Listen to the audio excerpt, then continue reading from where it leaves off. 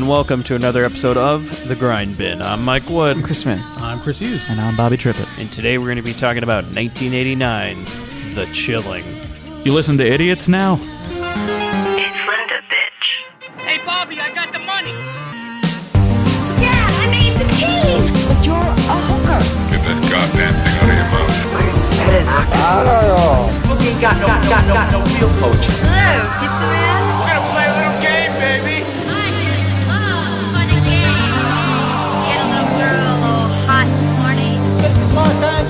You could have been decent once in a while. And maybe Daddy would have had to kill himself because he couldn't get us up anymore. What a shame. Come on, just step on the gas before we get creepy. So guys, we're here the first week of the second annual Blairvember, 5 straight weeks of Linda Blair movies. It's the most wonderful time. Yeah, what do you hope for under the Blairvember tree this year, Mike? Well, I'm hoping for no more night patrols. Maybe, I don't know. You know, I don't know ever what to expect with Blairvember. We didn't know the first time we went through. It ended up being a rousing success, gaining a lot of new listeners for our hashtag Blairvember campaign. For some reason that worked, and here we are again, trying it again. Can lightning strike twice? We'll see. I definitely don't want to speak for Hughes, but the two of us are very excited to be part of Blairvember. Yeah, right. Hughes, See? you aren't excited to see 5 straight Linda movies? I hope there's at least one Savage Streets quality film in this month. There might be. Yeah, you never know. That's the fun of Blairvember. It's unwrapping another Linda gift week after week. It's like an advent calendar. It really is. Yeah. So if you're a part of the Patreon, well, you'll be receiving what I have in front of me, which is, Chris, you've made this pin. Yeah, which is Chris. Exclusive to our Patreon listeners. If you're above bigger than Dugan or bigger than Dugan rating level on the Patreon, then you will get a Blairvember pin.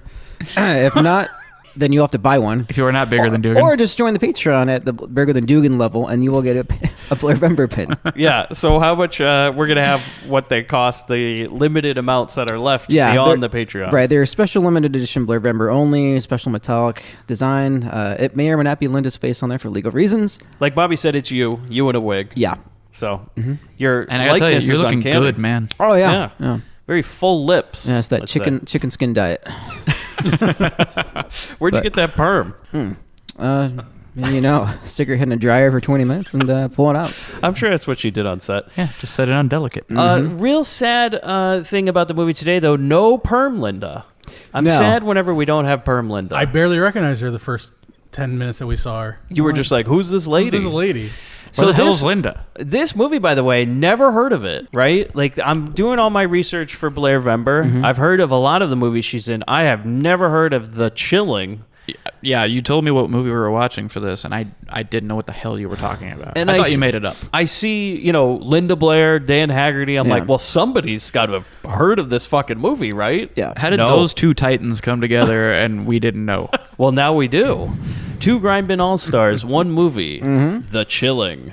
Can it contain the two of them? So The Chilling, by the way, is still very, very not well known at all because, like, barely anybody's even reviewed this or rated this on IMDb. That's all going to change now, thanks to Blairvember. There you go. There's a DVD of it, which I will not be ordering. No. But I did find a copy online. It works perfect. There's no reason to give them money for this. So let's get into the background, guys. The directors, plural. There's 2 of them. They couldn't decide. Dylan News, also the cinematographer on this movie. The first 40 minutes of this movie. He did a few other credits as well as a cinematographer, but he only has 2 other directing credits, and one is 1994's Return of the Boogeyman, which is a sequel to The Boogeyman, where they just took footage from the original Boogeyman and then created a new movie around it with a few extra scenes they shot. Is this the boogeyman with the invisible assailant? I'm not. It's The Boogeyman. Okay, if it's the movie I'm thinking, that's a really fun movie. It's crap, but it's Yeah. So they made a sequel where they like basically a haunted just mirror and just a bunch of people getting. It's like Final Destination, just a bunch of things moving on their own and setting people up to die. Yes, so the sequel is some girl has nightmares where she gets premonitions about what's going to happen, and apparently it's just they filmed a girl sleeping in a bed and flashback to all the kills from the first movie. That's Oh, that's fantastic. brilliant. Was Olivia Wilde in it? Olivia Wilde famously spent most of her time in Tron Legacy asleep. Mm-hmm. She sure got paid a lot of money to do that. Have you ever seen that movie, Tron Legacy? Oh yeah. Have you seen it? Do you remember Olivia Wilde in it? Yeah. She was passed out for half the movie. Yeah. Right. I wish I had been. Yeah, exactly. I just imagine them calling action, and she just flops on the ground. I appreciated Tron the Legacy because it gave us Tron the cartoon, Tron the series, and that was actually better than any of these. This is the Well, room. someone's watching it. This is the room echoing in silence. Was the Tron cartoon called Reboot? No, that's coming out soon. I used to love that cartoon when I was a kid, Reboot, and then, that's one of those ones you watch when you're older, you're like, oh my God. I was this is- strangely snobby about my animation when I was a kid. I was like, CG anime, fuck this. It's 2D or nothing, man. I don't need this. Yeah. Like you saw Toy Story come out, you're like, oh, I don't know what the world's coming Like, to, am I nonsense. right? I don't need this max headroom bullshit. 3D animation? What a fad. Yeah, seriously. That's going to go. There's no. Bobby, as a 10-year-old, told everybody in the theater, it's a fad, everyone. You need to get over this. So this, okay, by the way, Return of the Boogeyman has the lowest IMDb score I've ever seen, which is a 1.4 out of 10. Wow. I don't think I've ever seen one lower. I might own that. Well, please may have don't to bring dig it to that the, out of please my, don't bring it to the bin. Don't bring that to the bin. The only other movie he directed was 1994 Co-ed Starlets, No Information, I Believe It's a Porno. So in the same year, he's returned to Boogeyman. He goes, this idea of filming a lady in the bed, maybe I could expand that a little bit. Like my wiener. Yeah. Yeah. The other director, Jack A. Sunseri. His only credit, and he also wrote the movie. So apparently Wow. they got in a big fight. They're like, I'm going to film it, but I also want to direct it. Well, I wrote it, and I want to direct it. I feel, to your point, Hughes, I feel this is another spooky situation. Yeah, it's two movies. Like, They put them we've together. crammed, Oh, we've for crammed sure. two different Yeah. movies together. Yeah, I think Loosely associated them. Mr. Crown will be chiming in with his theories. He has plenty for how this movie got pieced together. He's on parole? Well, yes, he is. He's here. He didn't get his job back on the board, but he still exists in Yeah. Arizona. Yeah. He's very upset lately because the hammer has been coming down, rightfully so, on a lot of industry That's right, executives, yeah. and he's kind of been underground, hoping that. Because they're all just getting railroaded. Nobody. Yeah, that's his words, not ours. Right. That's the handwritten letter that was delivered to me. It's not the train he was trying to run. All aboard. So Jack A. Sunseri, his only credit, wrote the movie, appeared in this movie as Thug Number 1. I loved Thug Number 1. Yeah, one of the best roles. Inspired performance. The only other thing he did was the executive producer on 1989's The Dead Pit. Have you ever heard of that? I'm familiar with the title, but I can't call anything to mind about it. Well, that's Jack's work for you. All right. Well, we'll have to seek that out. The other writer for this movie, because of course there's two writers, Guy Messenger, that's not a real fucking name. It's the messenger that guy. is not a real fucking name. He is actually actually, no, he is real. Because this is the craziest Wow. fucking thing I've ever heard. They credited him on IMDb as the ghostwriter, which literally, you do not credit a ghostwriter. That's why it's called ghostwriter. But he was on that PBS show, Ghostwriter? That's what it was, yeah. He apparently He was helping those kids? He apparently credited himself with it because he's like, fuck this, I'm taking the credit. I'm not going to live in anonymity anymore. It's his only writing credit, and I wonder why. But he's worked as a stand-in and a crew member, and he has tiny roles in random movies, so he pops up, Guy Messenger. So it's either a fake name where they just don't know the guy in the crew. They're like, what was that guy's name? That guy? Guy Messenger. Guy Messenger. Yeah, We got it's it. like the Alan Smithy of crews. Jesus. He wrote one movie. So we get into the cast. Two Grindbin right. All-Stars, Linda Blair, Dan Haggerty. Linda Blair from, obviously, Blair Vember, and Dan Haggerty from Elves. Which I gotta say, giving it his all in this movie. Before Elves, this movie. And I guess maybe it was after this he decided, he's like, He's I lost don't, the will to live. don't really know if I need to give that much effort Yeah. anymore. I Yeah, can this just- was the last time he tried. Yeah, everything else was like 35% and below. after Yeah, this movie. I think he was just like, I'll never yell again. Yeah. Once he saw the end of this. Troy Donahue, who plays Dr. Miller, is definitely the most well-known actor in this movie. 50s heartthrob. Yeah, 101 credits. He was a contract player for Warner Brothers in the 50s before becoming a star in all sorts of like beach party movies and teen movies. He was like a Rock Hudson type of guy. Yeah. And then the 80s were not kind. To anyone, really. He appeared in a ton of direct-to-video movies. I mean, a ton. But early in his career, he had a small role in Godfather 2.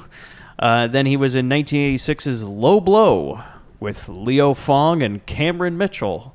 And he went on to star in about 5 other movies with Cameron Mitchell. So, Wow. Best buds. I'm sure they just kept running into each other at the casting calls. For every shitty movie in the 80s, they're just like, hey, you want to carpool? Yeah. No, I think it's more like Cameron Mitchell called him up and he goes, hey, I got another movie, free catering. You in? He's like, yeah, I'm not doing anything this weekend. Whatever. They got those little sandwiches? Nobody's going to see this shit. 1987 Cyclone. Now, I wrote down a description because I really love this. It's about it's about some sort of future motorcycle. I'm already in. Rick has developed the ultimate motorcycle, the Cyclone.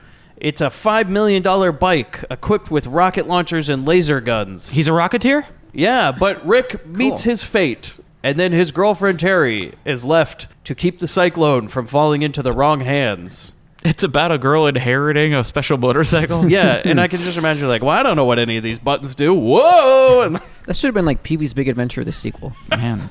He dies and his girlfriend has to take care of the bike. Yeah. Like Dottie has to try and it's like Dottie discovering that the bike can shoot rockets. Yeah. She's like, why did he arm the bike? it's like if you're his dead girl, like if you're his surviving girlfriend, I would just be like, well, if I can't sell this thing, it's just, fuck it, I'm just throwing it away. I don't need this. I don't need this in my life. I don't need terrorists coming for this bike. Fuck it. Well, there's the awkward scene where she presses the button and the fleshlight comes out and starts shaking right in front of the seat. Well, it's the 80s, so you press it and the blow-up doll came out. So how do you get in the carpool lane, That is way more likely inaccurate than the rocket launcher. He was also a 1990s Crybaby. Oh, Of course, nice. John Waters, he always would find old teen heartthrob people Yeah. and put them in movies, so it makes perfect sense. Absolutely. The only other person I have... Oh, no, I do have 2 people written down. Jack DeRue, who plays Joseph Davenport Sr. Whose name is misspelled in the credits of this film. Shows you how much attention they were paying. It's his only credit. Never acted in anything else, and I wonder why. He wasn't that bad. Of all the people he was in the actually movie. decent. Yeah, well, Roy Vincent, who plays Junior, so little Joe, Junior version 1. only 4 credits. 1973, he was in American Graffiti.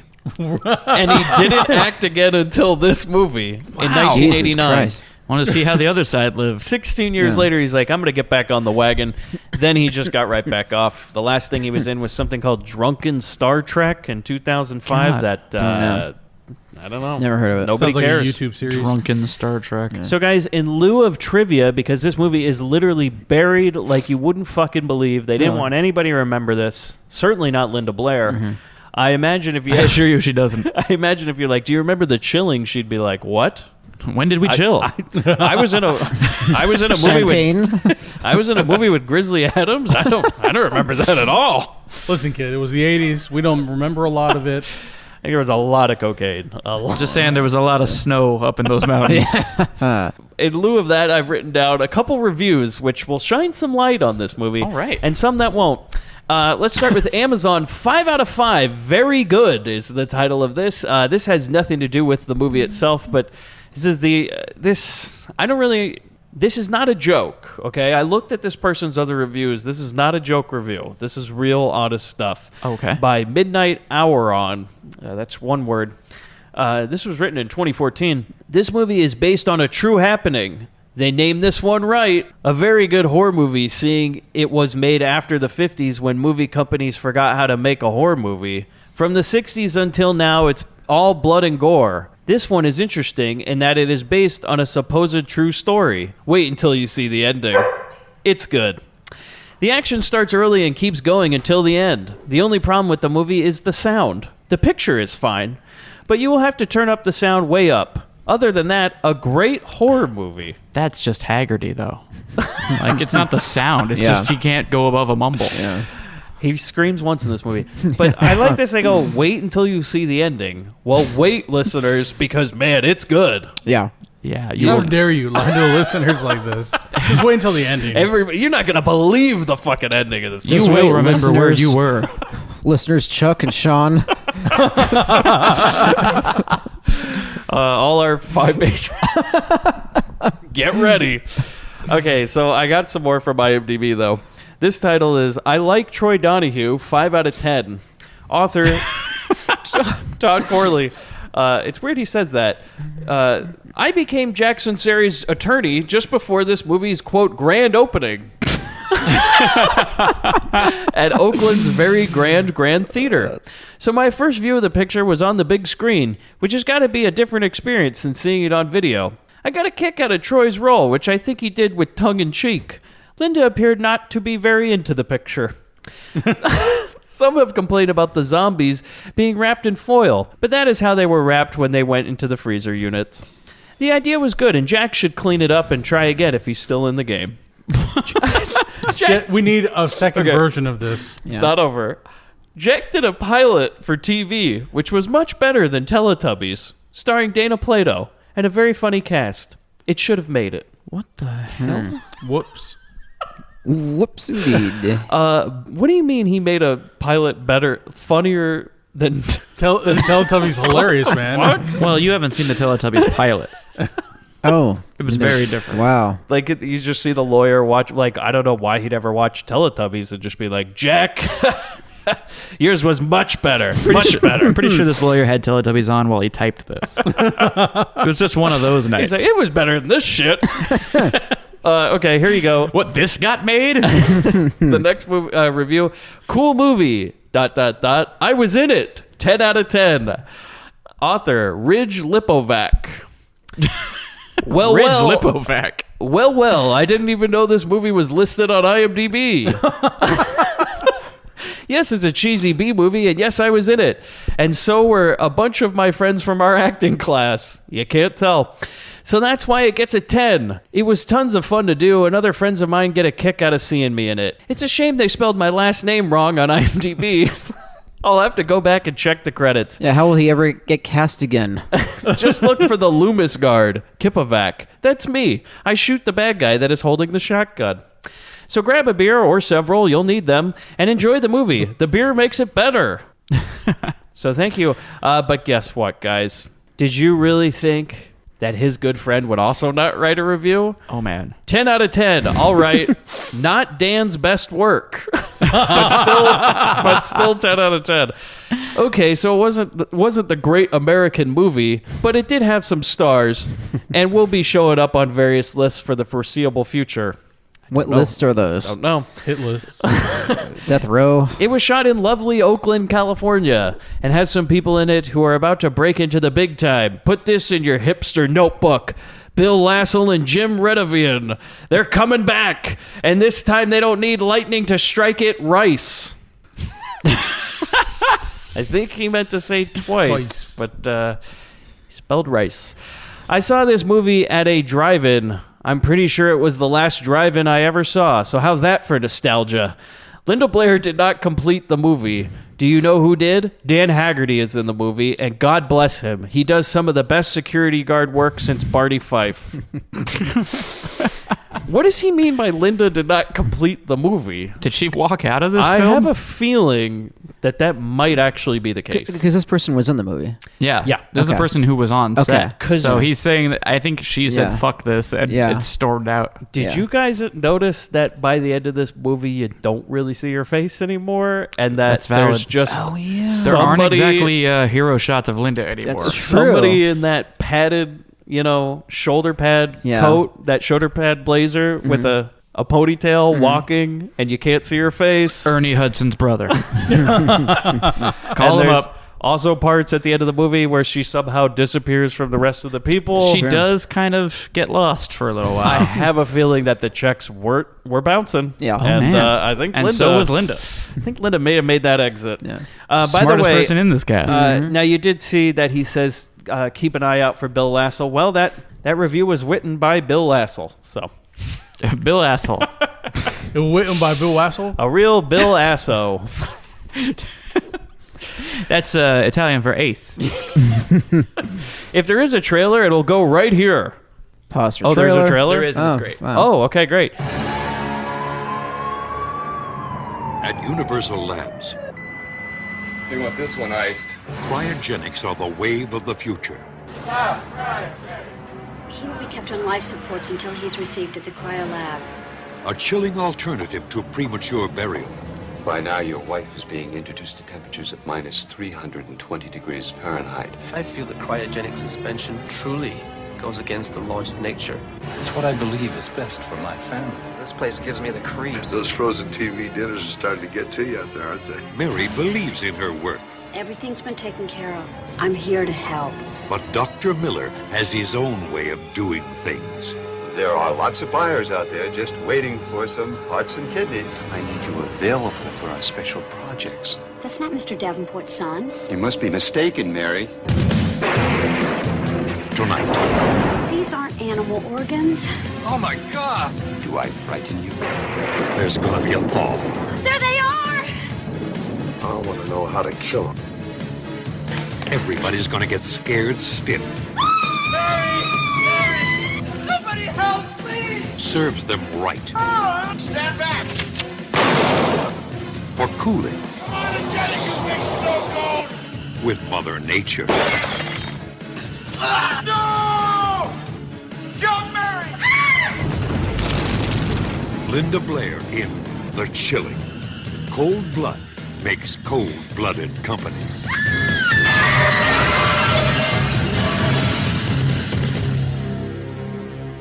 That is a good trailer. It's one of the best trailers I think we've had. Much better than the movie. And That's a trailer's job. Job well done, trailer. Yeah. And while we were watching that, Bobby, you said it made Dan Haggerty look like a badass. It really did. Like, he is a war machine Yeah, in that he's like- trailer, and he is barely awake in the Yeah. movie. Like, it is. Anytime he opened his eyes all the way, they put that shit in the trailer. Could you imagine if like Dan Haggerty did like a Rambo movie? I would love that Oh, so much. go, please. Day by day. Day by day. Like, just this. Like him killing Brian Dennehy, like real slow, like, you know. What do you want, John? I want what they want. Everyone else came out there and spilled his guts and gave everything he had once for a country to love us as much as we love it. Anyway, I'm going to go off into the woods with my bear. So we get into the movie, guys. Boy, this has a Star Wars crawl.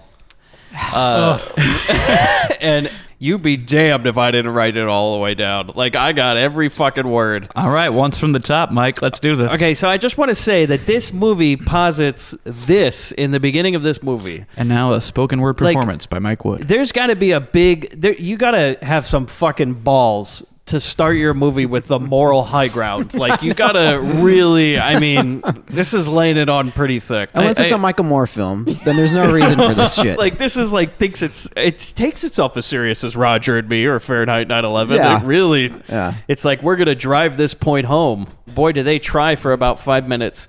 This is a story about cryogenics, also called cryonics, the science of freezing the human body to come back to life someday in the future. The facts are true. The characters are fictional. There are cryogenic laboratories today all over the world, acting as holding facilities for individuals and families hoping to be reunited.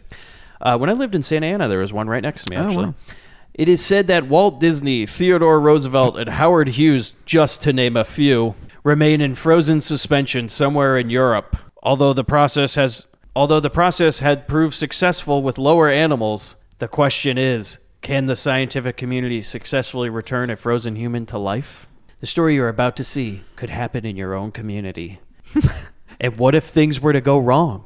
The moral and technical dilemmas are obvious. We ask you, would God approve? Or is this Satan's work? I saw a Whisper of Baptist Church sign about cryogenics. I mean, what the fuck are they talking about?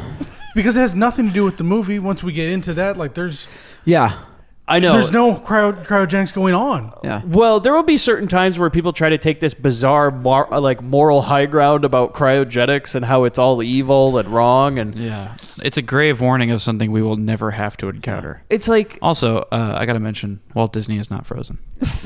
He's at Forest Lawn. Yeah. Like that's not. Well, Bobby, I'm sorry. I'm gonna believe the chilling over you. Because, it's an empty box at Forest Lawn. It's full of e-tickets. Zing zing. Tickets and mouse ears. No references to Ted Williams? Is he not important That's enough? what I was thinking, yeah. Maybe he wasn't dead yet, actually. I don't know. I guess that's possible. Okay, and by the way, the title for this movie, very low rent. I mean, yeah. We're talking... The title credit, like, what did they pay for that? Like, this is like, they didn't pay anything. It was your free copy of Print Shop would make this for you just fine. Yeah. Man. Came with the camera. The font. Okay, so like I'm watching this movie, like we're getting into it, and I'm like, this has Linda Blair in it.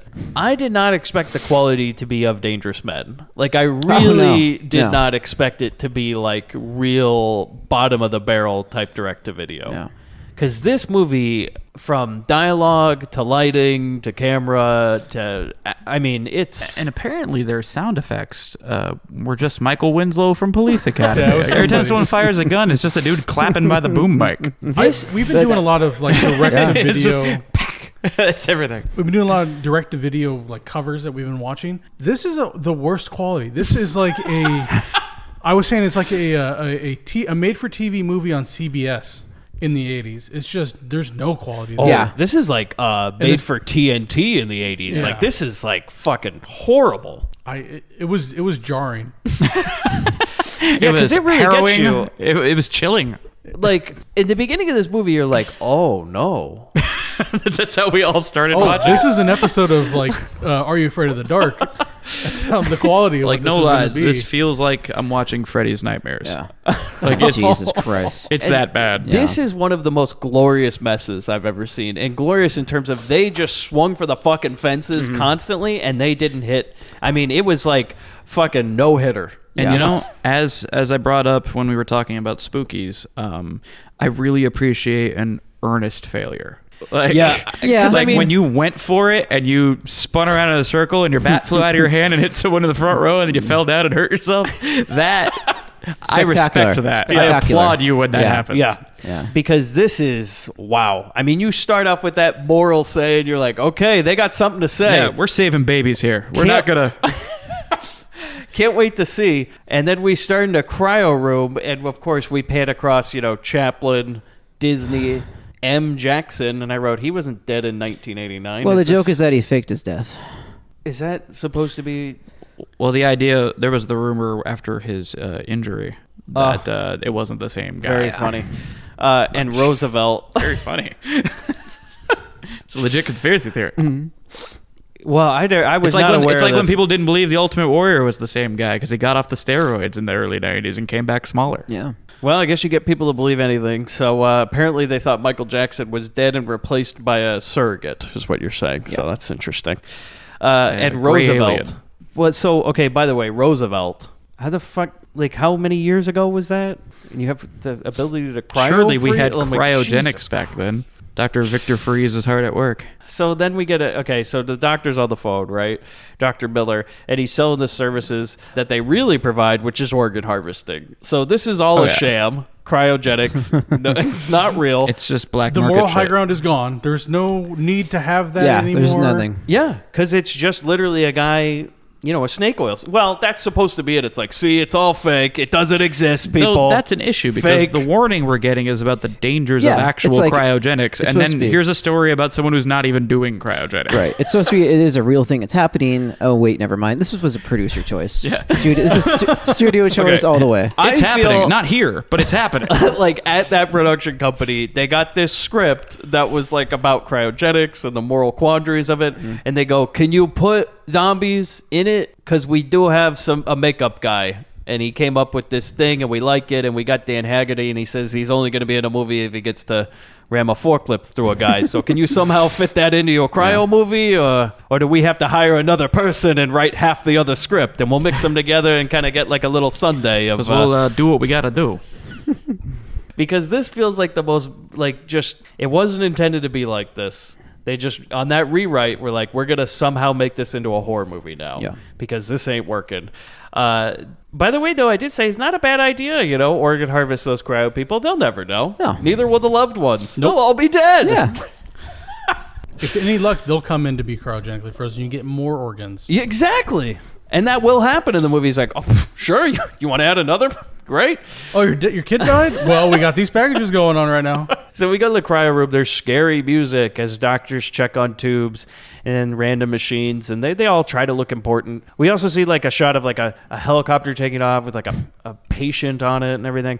Then we go to like the cryo preparedness room where like some doctor comes up to it. Oh no, he comes. All right, we're in a morgue. Where are we in like we're in the cryo facility, right? Yeah, like they're he's gonna filling her full of yeah. Nickelodeon slime. Again, another movie with it. Yeah.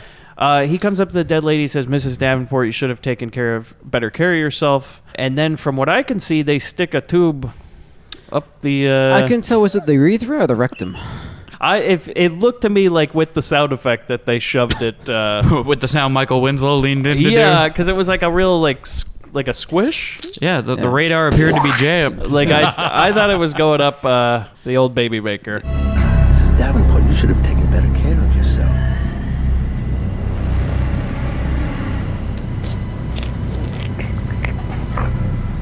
That's one thing I couldn't help but notice when I was watching this is that like just putting in needles, they had like a sound. I'm like, needles are silent, man. Over and over and over. The same again. sound. They just kept hitting that button on the keyboard. I'm like, that's not what happens when you put a needle in a body. Like it doesn't make any sound. That was when it's dead though. Rigor mortis sets in. Squish every time. It squishes. Can you imagine if it did that every time you like donated blood or needed something? It was just. I go to the hospital. That was definitely the producer choice in the editing room. They're like, wait, no. Come on, we got to know it went somewhere. It's another spooky situation. They had to fart to not have it. They had to fart. They had to fight to not have it be fart sounds.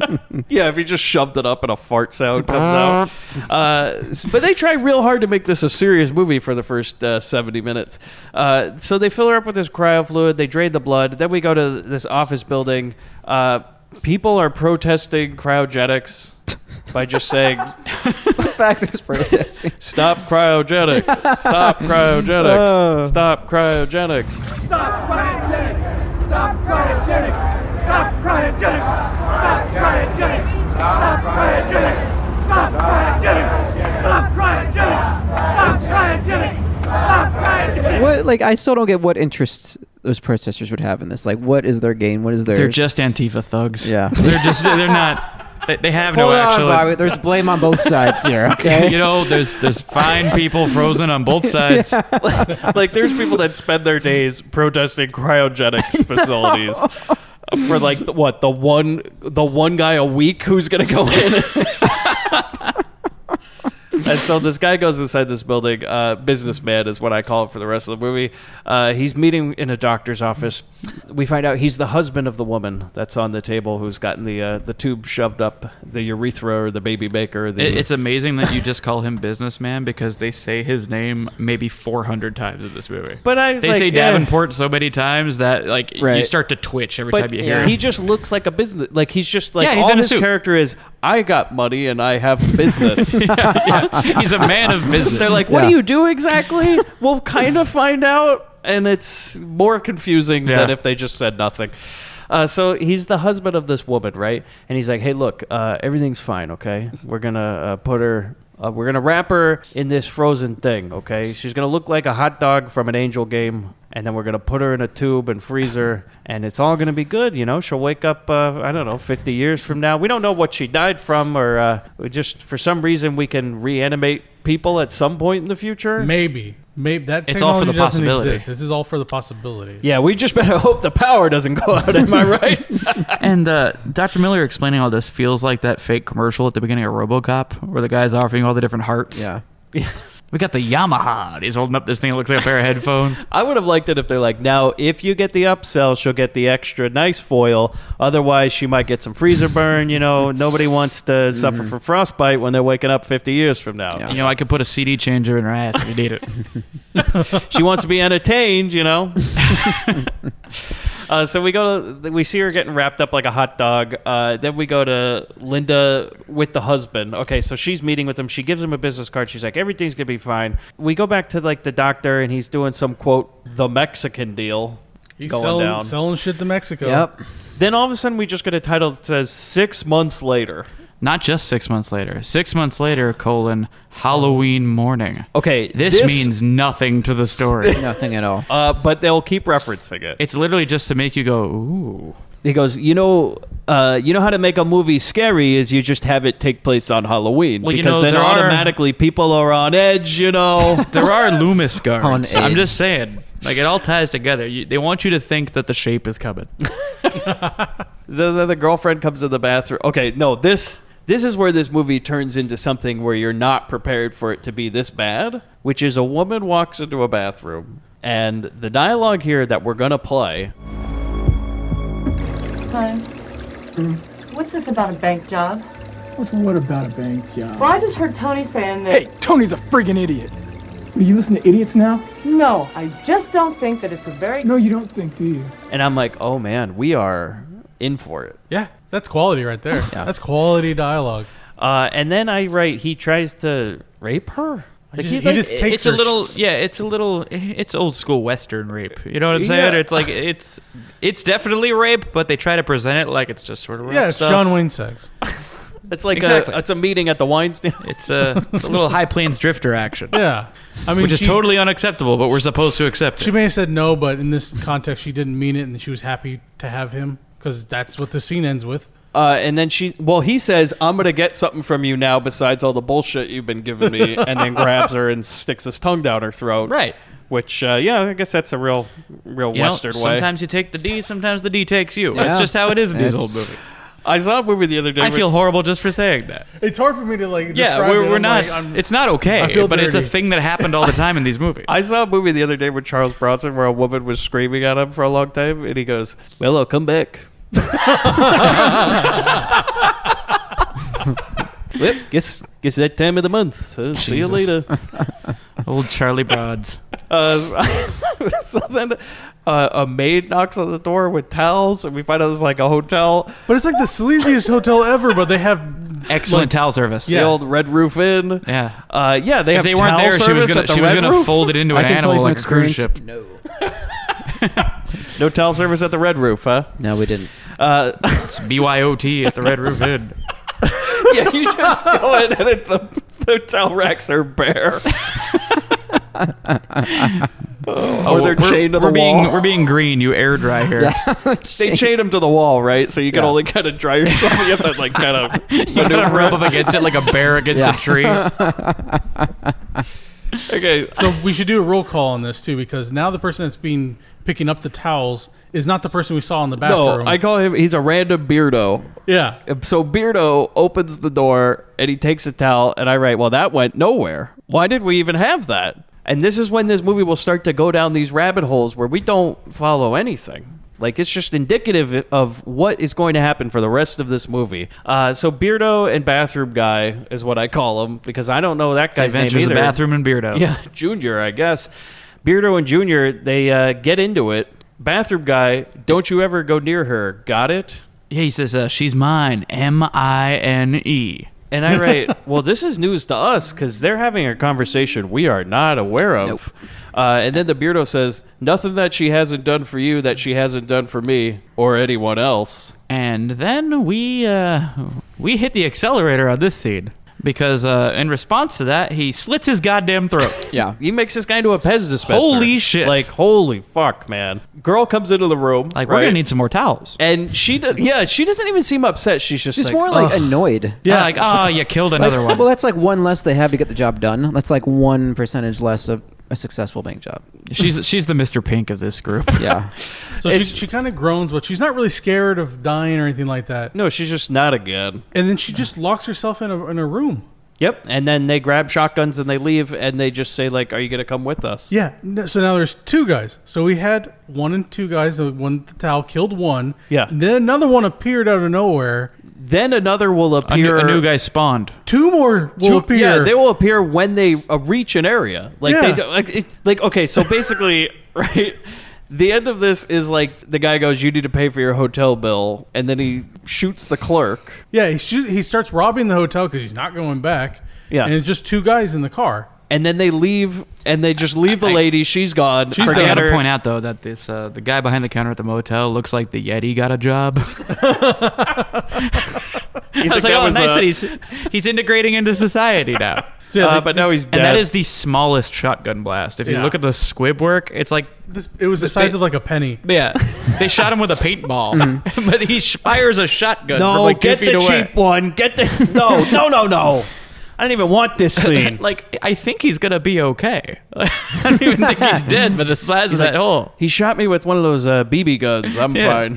So the two guys leave after they killed the clerk, and we cut to the bank, and they're rolling up to the bank, and there's 4 people in the car. Okay, but before we even get to the bank, now remember, this was shot in Oakland, but for some reason it takes place in Kansas City. Okay. There is literally no reason for that other than somebody got an exterior skyline of Kansas City, and they're like, well, we're not going to get one of Oakland, so can you just make it Kansas City? Because we already got this footage that we can use. That happens even with the nicer movies. I mean, Nightmare on Elm Street takes place in Ohio, but there's palm trees in the background. It's just, it's just how it goes. So they have a sign on this bank that is worse than a Dolomite movie. Where it says Kansas City National Bank on like a tiny paper sign that they had the intern tape up to the top of the building, which doesn't look like a bank building at all. No.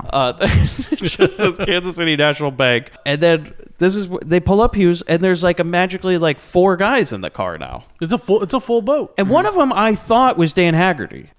Like he has a beard and everything. I'm like, is that like a thinner Dan Haggerty? Is this his role in this movie? Like, please tell me he's got more than this. Like, at first I thought he was just going to be in it for this scene. And then that was it. And then he had aviators on, and he's like, yeah, I'm not taking them off, man. Just to pull out Jan Michael.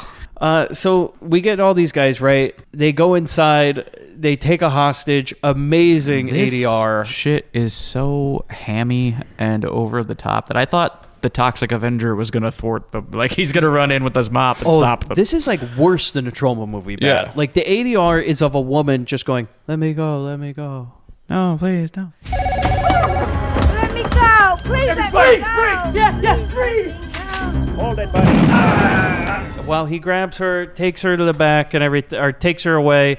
They kill a guard too, don't they? Yeah, they the kill one who tries a guard. to run. Yeah. Because that's a great moment. This guy ADR goes, "I'm out of here," and starts running, and they shoot him in the ass. And he goes, as he falls down. That happens in a bit. Like they get into a gunfight, right? So like they take everybody hostage and all this. An armored truck pulls up outside. The manager, before that happens, the manager is my favorite part. He just goes, "Okay, you bastards, freeze," and then he like takes a knee. Yeah. You know what all of this felt like, just in terms of the way it lays That he out didn't have and enough the quality. Do you guys remember the Lethal Enforcers video game from the arcades? Oh yeah, for it sure. It felt like that. It was just some shitty bank robbery, like people in like homemade costumes jumping up and going, "Don't shoot me!" But he walks out, takes a knee, shot, and it was like, okay. Thanks for nothing. Yeah. He had a revolver, which I liked, like a little 6-shooter. 38 special on his desk. Maybe he should have stood. Yeah. I was waiting for that. That son of a bitch. He should be fired. Upon. Good. Get shot. So then this armored cars guy the getaway car drives off. Love it. I love that part. There's the one smart person in this whole movie. They're not even in it. Like they just drove the car in and out, took their paycheck, and just left. Baby driver, he is not. And so the armor guys go in, they get in a fight. That's when a random guy, Bobby, goes, "I'm out of here." Gets shot right in the ass. And goes, as he falls. I'm out of here.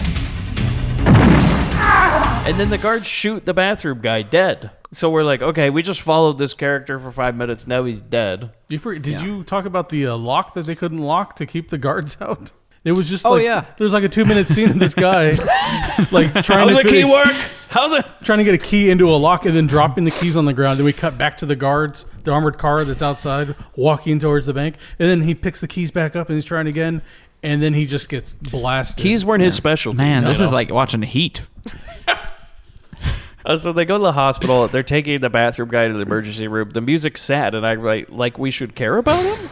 Like, hold on. That is bizarre. We're like, fuck this guy. Why Yeah, do I what's- care? Yeah. They want us to invest with this character on some emotional level after he like raped a woman. Yeah, okay. Yeah. We've seen him. He raped a woman and killed a bunch of people. Forcibly stick his tongue down a lady, turn a man into a Pez dispenser, and then try to rob a bank and almost like kill innocent people. And then it's like, don't you feel bad though? He got shot. And now we're dramatically watching him get wheeled into the emergency room like they're going to turn him into RoboCop. Well, they Yeah, it's give like, him- please let him live. But then they try to build this exposition about why he's the way he is and trying to pull the heartstrings later. Yeah. Yeah, it doesn't work. No.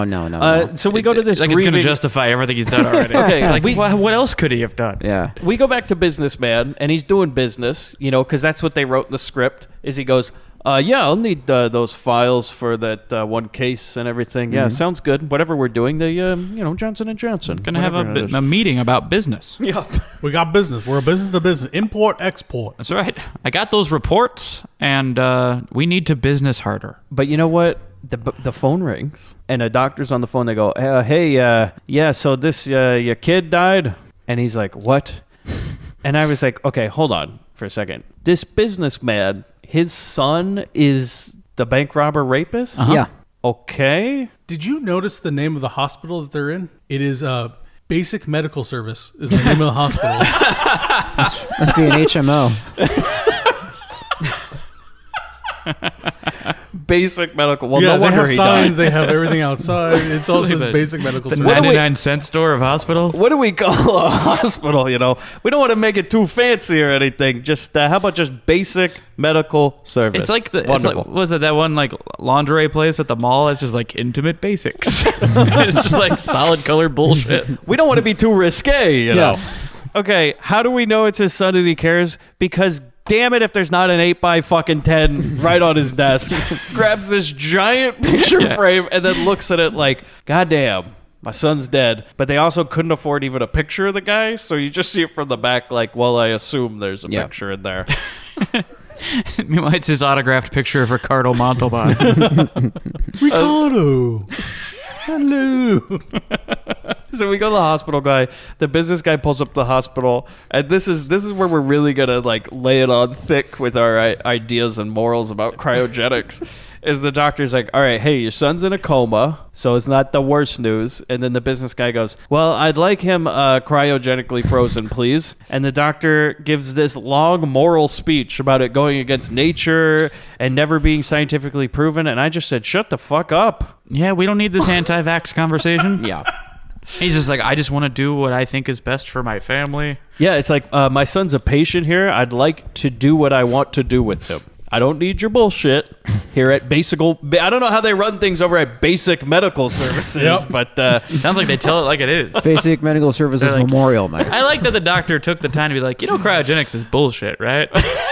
You're just locking him in a freezer, he's right? going on and on. He's like, we don't know what type of moral implications there are. I mean, devils. Man, Mr. Davenport, I read the crawl at the beginning of this movie. This is some satanic shit. Do you think in the morgue there's still body bags twitching?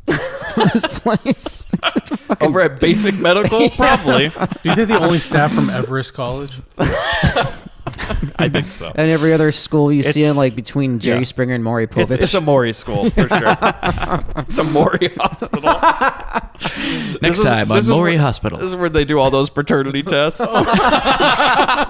That's how he gets him back so quick. We do two things over at Basic Medical: paternity tests and Cryogenics. cryogenics. So business guy calls the cryo lab. He's like, hey, I got another one for you. I got a hot tip. My son, he's cooling off. We need to cool him off for good. Am I right? And the guy's like, oh, yeah, what happened to him? And he goes, yeah, he was shot. And I'm like, so cryo works for bullet wounds? Or You got to freeze it. In the future it will. You got to freeze the wound before he bleeds out. How is this going to work? You're going to freeze the guy, and then it's like, okay, we're going to unfreeze him, but he has been shot, so we got to work quick. Look, frozen blood isn't going to pour out of you. Yeah. It's going to stay right where it is. Like, do you think they're going to keep the bullets in there, or... Yeah, they're going to take him to 10,000 feet, then they're going to spray some hot water on him, and then come back and be fine. I like the idea that 50 years from now, they're going to thaw him out, and then he's going to die of a bullet wound. That's what I'm just saying. like, oh, fuck, I got shot. It's like, what are you going to do to fix that? It's. I was very confused about that. And is it murder for unfreezing him? Yeah, we'll see. The moral quandaries. They make you think. This is a real thinking man's movie. Real Hughes Clues. So the bathroom guy dies in the hospital room. The business guy doesn't know, right? And then Linda shows up, okay, wait, hold on. So they bring the bathroom guy to the cryo lab. Yeah. Right. Then he just fucking dies. They just put him in a room on a heart monitor. And they take all his organs I think out. they're waiting for him the to cryo's die. done. Yeah, no, because the whole thing is they don't actually freeze anybody that's alive. They all wait for him to die, then they harvest the organs. Yeah, they just wrap it all up in tinfoil like Microwave Massacre. Yeah. And then do you think in the inside they fill it with something? Like they just fill it with A bag of potatoes sand, or expanding foam. Green Kool-Aid. They just fill it like with Mr. Potato Head type things, like heart, or like an operation board just game. balled up newspaper. Ecto Cooler Jello. Mr. Potato Head and Ecto Cooler. 50 years from now, they cut open a woman and just newspaper comes flying out. They're like, Jesus. Like, they had Family Circus back then? Reagan got reelected, I see. Oh, Marmaduke. I remember Marmaduke. 50 years ago when Family Circus still sucked. But they put it next to Kathy, so it'll seem funny. My wife's never been more upset than when she saw an overpass in L.A. called the Bill Keane Overpass, and she said, like, Bill Keane Family Circus? And I was like, I don't know. And she goes, well, that comic sucks. And guess what? It is named after him. And he's not from L.A., so why the fuck are we naming our overpasses? I know his grandson. Went to school with him. Well, that's not something to brag about. Yeah? Yeah, he's actually an animator now. He took over for the circus? Yeah, not for the circus, but for... They're still, they write a lot of Hughes jokes in that cartoon. Yeah, where do you think I get all my humor? They kind of like start a joke, and then they actually don't really start it. They just kind of like plant the seeds and just maybe tune in next time. And then like the ghosts of their dead grandparents are there, but only the kids can see them. Then they side-eye you to make sure you got it or not. I mean, I'm serious. Go read some Family Circuses. They are horrible. Horrible. Yeah, it's the least funny comic strip, but I feel like it's going to be a mini bin at some point. Yeah, we're going to do a mini bin. We're all going to sit around with a newspaper and just read comic strips. We're going to try and figure out one Family Circus for a half hour. The one where they switch the commentary with Marmaduke? Have you ever seen the Time is a Flat Circle thing? The Time is a Flat Circus? Somebody's made a Tumblr they where use True Detective quotes over Family Circus. Yes. That's awesome. Yes, they use True Detective quotes over. So Family it's just Circus. like This Charming Charlie, where they took Morrissey and Smith's lyrics and they just put that as the dialogue for Peanuts comic strips. Oh, I've seen that. Yeah. Those are pretty great. It's just Charlie Brown just lamenting at everybody.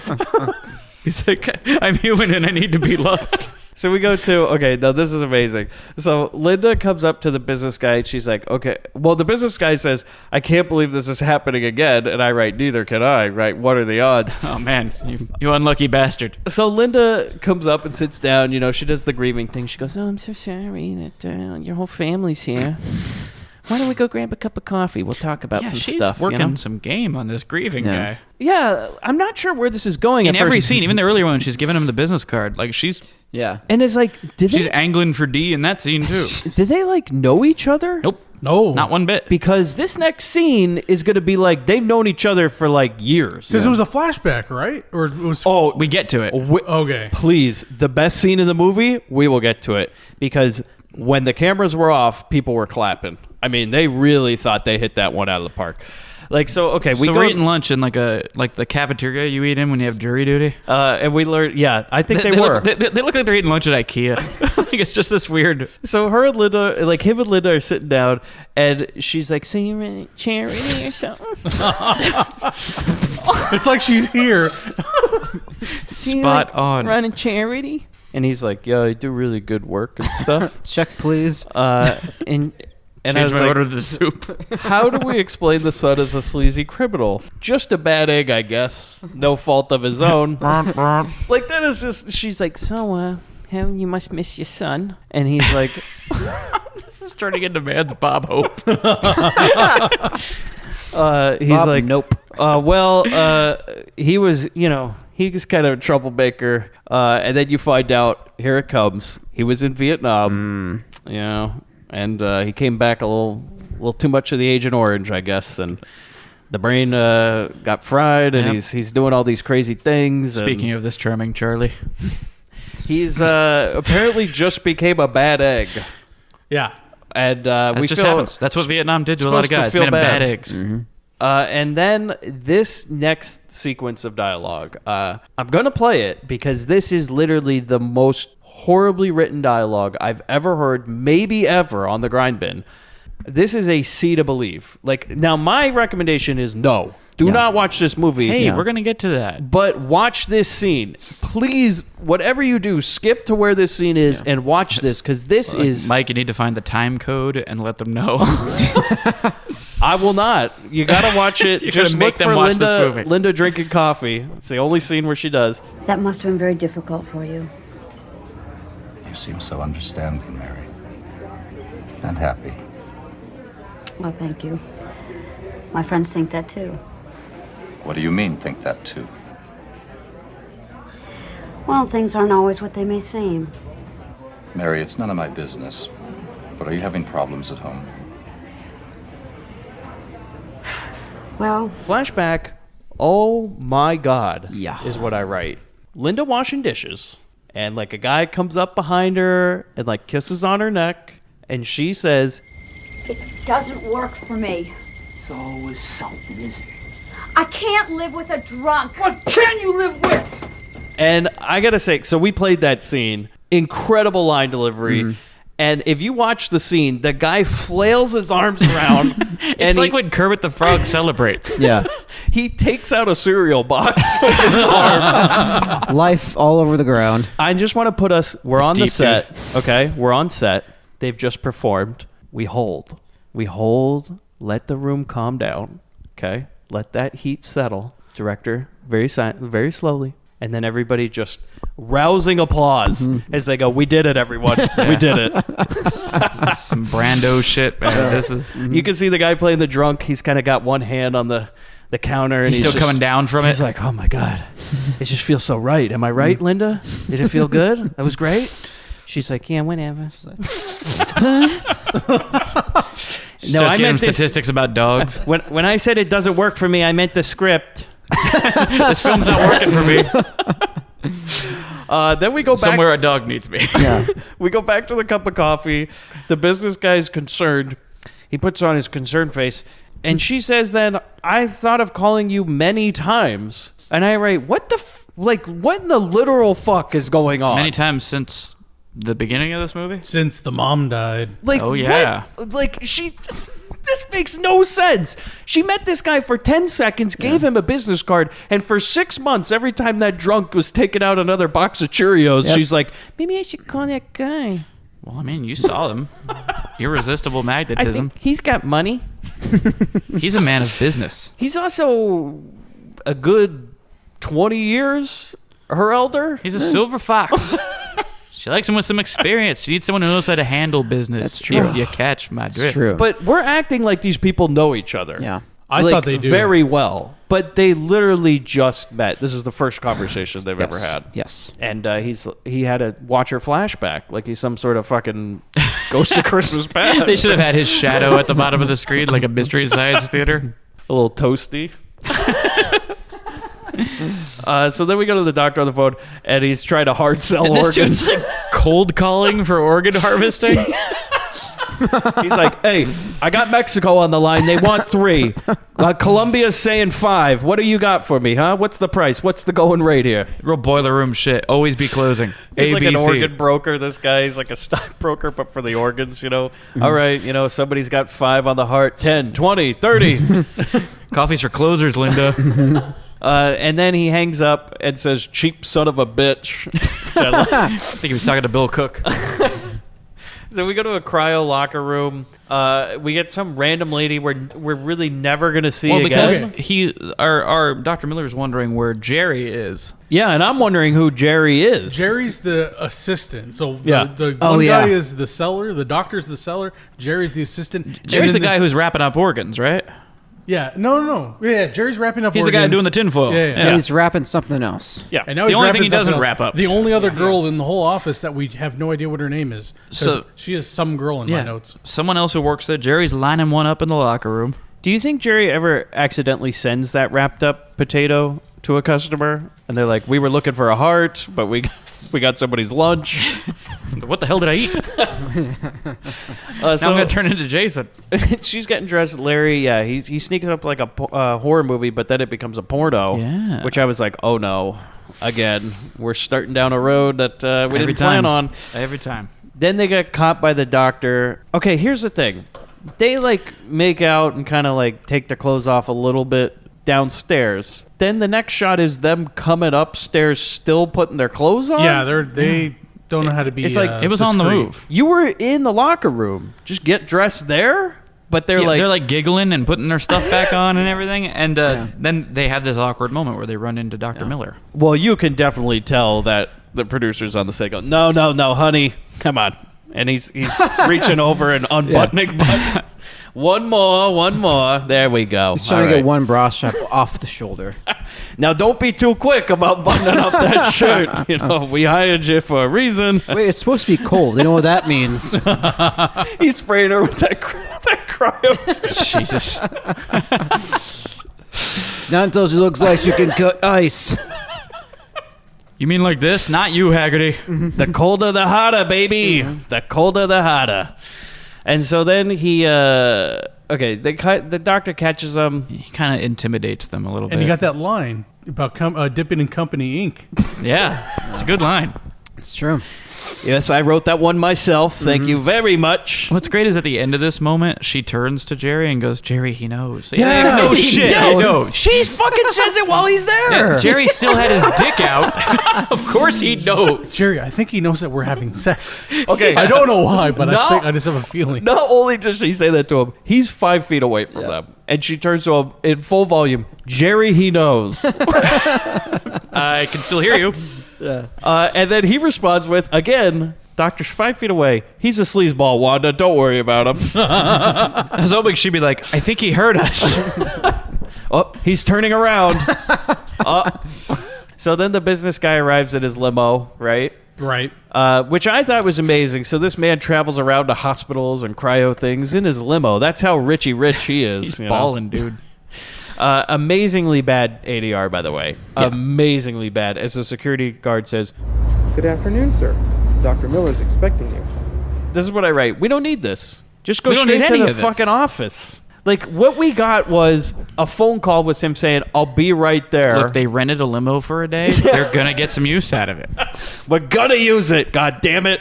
And definitely a runtime scenario. Yes. Yeah. And also, they didn't record audio because they had to add that line in. "Oh, he's waiting for you inside." Well, nobody knows why he pulled up or where he's going or anything. We got to throw some extra lines in this, baby. So we go to the office. Linda and business guy, they're in a meeting. And then we cut to the shots of organs being harvested as once again the guy describes what we heard him say in the beginning of the fucking movie, how cryogenics work. Christ. Does the same speech. The business guy should be like, "All right, wrap it up. You know, I'm a businessman. I got stuff to do. Sell, buy, you know, the day's only so long." And then, okay, no, this is where you learn. Here we go. The Vietnam vet. The war caused this apple to rot, you know. Then the business guy asks to see, okay, he goes, "Can I see the chambers where the bodies are kept?" And the doctor's like, "Oh, fuck, nobody's ever asked that." Oh, shit. He goes, "Yeah, you can see them and all, but they are... I mean, have you ever bought a hot dog at a sporting event? They look very similar. You can't even see the face." And they made like a thing about like, "Oh, well, you know, your son's only just been processed, so we don't have a name tag for him yet. We haven't written that on the masking tape on the tube." That's about it. And he points to 2 tubes. Okay, now I have a question. We are doing this whole, like, we're going to harvest organs and, like, with the bodies and all this. Just fucking get rid of the bodies. Like, well, why? Okay, here's the thing. Why even have the cryogenic facility? In case there's a raid, in case there's any kind of regulation or some other end, someone comes in, some, bureaucratic guy. Gotta look legit. Yeah, okay. It's gotta look legit. They're just wrapping them in foil. Right. Like, so no, they're freezing them. What I'm saying is, you don't even really need to freeze them. You just pretend like you freeze them and have the tubes and go, yeah, you can't open it. Like, you don't need a fucking... I don't know why there's a window that you can see in, because it doesn't make any difference if you're looking at a piece of foil. Somebody hasn't played Fallout. Yeah. It's just like, there seem to be... Like, if this is all a scam, they seem to be spending a lot of money on the scam part of it and not enough on the making money for the black market organs thing. Well, because both parts are the scam. The other half of the scam is to freeze these people and charge a monthly fee to keep them frozen. Yeah, So that but the I'm just numbers- saying, you can keep up appearances for cheaper. You don't need to run a full cryo facility. That's the real issue with this movie. Listen, if you don't run the full cryo facility, somebody's going to come in there. They're going to like, look, they don't buy enough liquid nitrogen. They don't use enough electricity. There's no way this is a real cryo. That's what I'm saying. Get found out pretty the quick. overhead has to match the output. All right.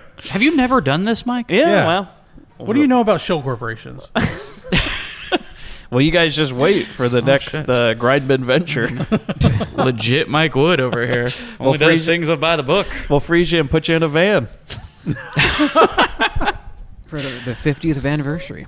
Mobile cryo units. Yeah. You'll see. So we go to the cryo chamber, even though he's like, well, we can't like show you. It's a weird thing body. to want to do. Like, I just want to spend a few minutes with my wife and kid wrapped in tinfoil sitting in a meat locker. Can we do that? Yeah, and I'll feel so much better after that. Is there a difference to doing that between like sitting in a funeral home and sitting with like two people in a casket and just wanting to be there? No, that's weird too. Well, that's good. Anytime Hughes is invited to a funeral, he's been like, no, I've seen him. I don't need to see him laying down. I mean, I'm actually kind of. I guess I can kind of empathize and see where people are coming from who want to do that, but I have no interest in looking at a loved one dead. Hey, listen, I get it. I get there's a whole it's bunch like that's not gonna. I'm not gonna find any closure. I'm not gonna feel any better staring at their made up stiff body. And that's your last memory of them too, when you think about it. Like, is that the last thing you wanted to see? Yeah. There you go. Not me. Not me. Get emotional about death and stuff. Like people cried when Prince died and Hillary didn't win. And I'm like, I don't get it. Oh shit. I don't get why you cry. But I mean, boy, this is. No, I'm just talking about why being so emotionally invested in something. I don't have a. Hughes just made this podcast great again. Spectrum on that. It's just saying they cried because she didn't win. I'm looking online. I cried when Al Gore lost. Okay, so this started with people dying, and Hughes going like, I don't understand why people cry about things like death I'm just or talking. Hillary Clinton. Yeah. I'm looking online. Grindbin just trending on Breitbart right now. This is gonna be great for our numbers. Well, those alt bid numbers are going up, Hughes. So we go to the cryo chamber, and this is even more ridiculous. The doctor opens a cryo tube, and there's a hot dog inside. And he says you got 5 minutes. I'm like, what? Like 5 minutes? Why even open the door? Just don't open it. Look in There's the a window. Yeah, he's like, she's right here. She looks like every other person in here. Don't worry, all the organs are intact. We don't need to check them, right? No touching. Do you think like he comes back and they're stuck together? Like a kid licking It's like Christmas Story. He got his tongue stuck to the chamber. I just wanted to kiss my wife goodbye. Now my lip is stuck. But the fact that you can even open it. Well, you got 5 minutes, and then she'll start to rot. That's a really long time. That's canon for Fallout 4. So what I love too is that the ones that have bodies in them are marked occupied, like a porta potty. Yeah. I'm like, really? Is someone gonna walk in? The whole scene ends with him going like, all right, well, there's your dead wife and that foil. And then the business guy goes, thank you, sir. And then just stands there like a fucking board. What do I do now? And we just cut. I think he's trying to feel what it's like. He stands perfectly still and stiff. He's like, he tries out one of the tubes for himself. He's like, oh, it's kind of comfortable. So I guess I'm actually a little surprised he can go with that. Like his wife and his kid are both going to be frozen. Why he isn't just like, and I will thaw out with them. Yeah, there you go. Because he's got the money and he's got no family left. Can you freeze yourself if you're not dying or close to death? You can't be dead when they freeze you. That's the whole point. You got to be alive when they freeze you. Yeah, but I don't know if you can do it while you're actually alive. Yes. That's the whole point. That would be even better if you're in good health and you get frozen, because then you would be... there's nothing for them to fix when they can defrost you. And you wake up in like Futurama times. It's great. Time travel and all that stuff. I write in my notes, I'm like, so basically he's just going to stand there and look at what basically amounts to kitchen leftovers. Yeah. Just for 5 minutes. Then the doctor, he shows him his son's container, and then Linda pulls him aside. She goes, that's not his son's container. And shut up, Linda. Wait, I know. Yeah, the doctor's You're terrible at this. Shut the fuck up. Don't you know what we do around here? You're going to sink this whole thing. He goes, Linda, have you ever seen us wrapping those organs in foil? What do you think we fucking do But with doctor, them? that's a lie. You told a not true thing. Yes, Linda, I know. Shut up. This is where we get the Marianne security guard scene, isn't it? Okay. Well, no. Okay, hold on. We go to Linda's office, and I write more bonding. This shit is so boring. That's why it's not written down. Yeah. Because all I have in my notes is, good God, this script is more boring. bonding. Yeah, but I love this line because he goes, the business guy goes, sometimes it feels like they'll be frozen in those capsules forever. And I go, you do know that is exactly what cryo chambers are, right? That's the idea. Like, there's no end game. There's no, like, and this is when we're gonna... No, it's just, we're gonna freeze him until we figure out the next step. Yeah, guy. It's question mark profit. That's all this is. You will be dead by the time they're unfrozen. And you better hope someone freezes you, otherwise this is for nothing. So the halls of the cryo office, this is it. Okay, they got the Halloween decorations up. Okay, great. And then finally, this is like 40 minutes into the movie. Yeah, Dan is where the Haggerty movie arrives. starts. Like he arrived on set. The movie They're that like, Dan finally. Haggerty was in starts. He is a security guard, and he looks fantastic. And he looks like Big John Studd. He does. And my God, so it's 1989. There are clearly very lax laws on sexual harassment in the workplace. It's a little uncomfortable. Because Linda shows up, and man, Dan Haggerty starts laying on that grisly charm. She's not saying no. Yeah, it's like a little rap they have with each other. This isn't the first time they've done this. Like, it's not, to be fair, it's not unwelcomed. Like, they have a little back and forth. It's not like he's creeping her out or anything. Let's go through the lines now, shall we, Bobby? Linda and him talk about her Halloween costume. He's like, oh, you're going to dress up for Halloween? And she's like, oh, yeah, I think I'm going to go as the security guard. Because she's going to take his clothes after he spends the night. Okay, yeah. His line is, that sounds good to me. How would you like to get into this uniform? And I write, and it's 1989, everyone. Somebody graduated from OU. So she laughs, and goes, oh, Dan.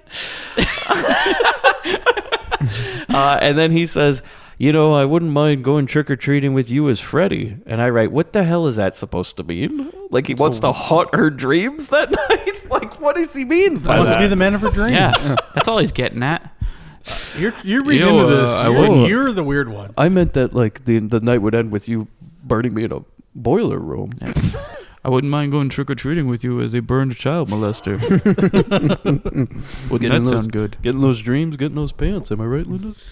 Oh, Dan. And she does, she acts like she doesn't know who Freddy Krueger is, and he has to clarify. He's like, Freddy Krueger, Nightmare on Elm Street? And he does a claw grip with his hand. He's like, oh. She's like, I think I heard something about that. Her actual line is, I remember. He's one scary guy. Yeah, that's a real wild cat, that Freddy Krueger guy. Then she says something about, okay, he's like, ooh, there's a big storm coming in. Better watch out when you're driving home. I feel like I'm watching the movie again, listening to both Linda and Dan Haggerty. And she's like, I'll be okay. And then he goes, all right, sugar, as she leaves. And I'm like, good. This is like watching Mad Men. Yeah, at least he didn't say sugar tits. Right. Like he's a gentleman. Look, Reagan's still in the White House, okay? Yeah. You can call a woman sugar. Yeah. Oh, God. How many, when Reagan was in the White House, how many staff name tags do you think said sugar on them? How many females? Sugar 1, Sugar 2, Sugar T. So she walks off, and he just says a line to himself, okay, yeah, Linda leaves, and Dan Haggerty's like, I just hate drinking this friggin' coffee all to myself. I go, thanks, Dan. Thanks. Just give us a little send-off there. Should have broke the fourth wall there. Should have looked right at us. Dames, am I right? Then the clouds go over the moon. Linda's in the parking lot, but that goddamn car won't start. Oh, jeez. Well, she is in a horror movie. And the business guy comes out, and Linda's like, well, my car won't start. By the way, why is Davenport here? He's like lurking around in the parking lot at night. We're going to get into this, that there's a lot of people that are just here at random points. It's well after business hours. Yeah, like everybody go home. It's Dan's time to take over the facility. You guys all go to work, and you spend an extra like 5 hours there after you're done with your shift, all right? the time. All the time. Just hanging out. The businessman comes out, and he's like, oh, Linda, your car won't start. She's like, Yes, my drunk boyfriend said he was going to fix it. And he's like, well, I'll give you a ride home in my limo. And she's like, then she all of a sudden she comes up to him. She's like, how about pizza? Yeah, you feel like splitting a pizza? It's like, what the fuck? He's like, it says it sounds great. He's a grieving man, but he could go for some pizza. At least she knew exactly what she wanted. She's like, do you want to get something to eat? Well, where do you want to go? No, I want pizza. I want some fucking food and some drink. You like her to take control like that, yes. huh? Like I said, Linda knows what she wants. That was Linda. No more of these 10-minute where do you want to eat conversations. Yeah, and always going to the same place. Get pizza. I feel like you're airing something out here. You all right, dude? I'm okay. It's all right. You're safe here. You're among friends. He's like, sounds great. So we go to patrol. Dan and Glasses is what I call him. But we're gonna treat him right, guys. Another Deason boy. So Dan and the other guard, Glasses, who must be like his first day or something, and a dog. And they all play... Okay, so they're all playing poker in the security office and Thunder and Lightning. And Glasses keeps calling Dan a sergeant. I go, sergeant what? It's a fucking security guard. Like, did Dan just put on these sergeant stripes and he's just like, yeah, I'm going to act like I'm the boss, huh? Yeah, I think so, yeah. When there's a new guy, you can tell him anything you want. Yeah. Oh, I'm the sergeant. Do you think like he gets on people's cases when they're around? They go like, "Oh, Dan, no, excuse me, it's Sergeant Dan. Thank you very much, Lieutenant Dan." That's my uncle. Okay, then we get an ADR of a. Well, Dan's like, "Hey, turn on that radio," and he goes over and turns it on. The radio announcer's like, "Hey, there's a big storm. In case you didn't see it already in the movie, did you guys hear that?" Thunder and the see volume that of it is louder than like speaking volume. See, it drowns out any and all conversation you could possibly have. Oh, it's louder than Dan, that's for sure. Yeah. Everything's louder than Dan. And then Dan goes, "Hey, change it to some music, huh?" And then, is I right? Now I'm gonna play this. Glasses changed it to like what I write is like a LucasArts adventure game from like 1989, like you're playing Monkey Island or some shit. I was like, this is an odd choice. Change it to some music. On Kansas City's best AM station, now.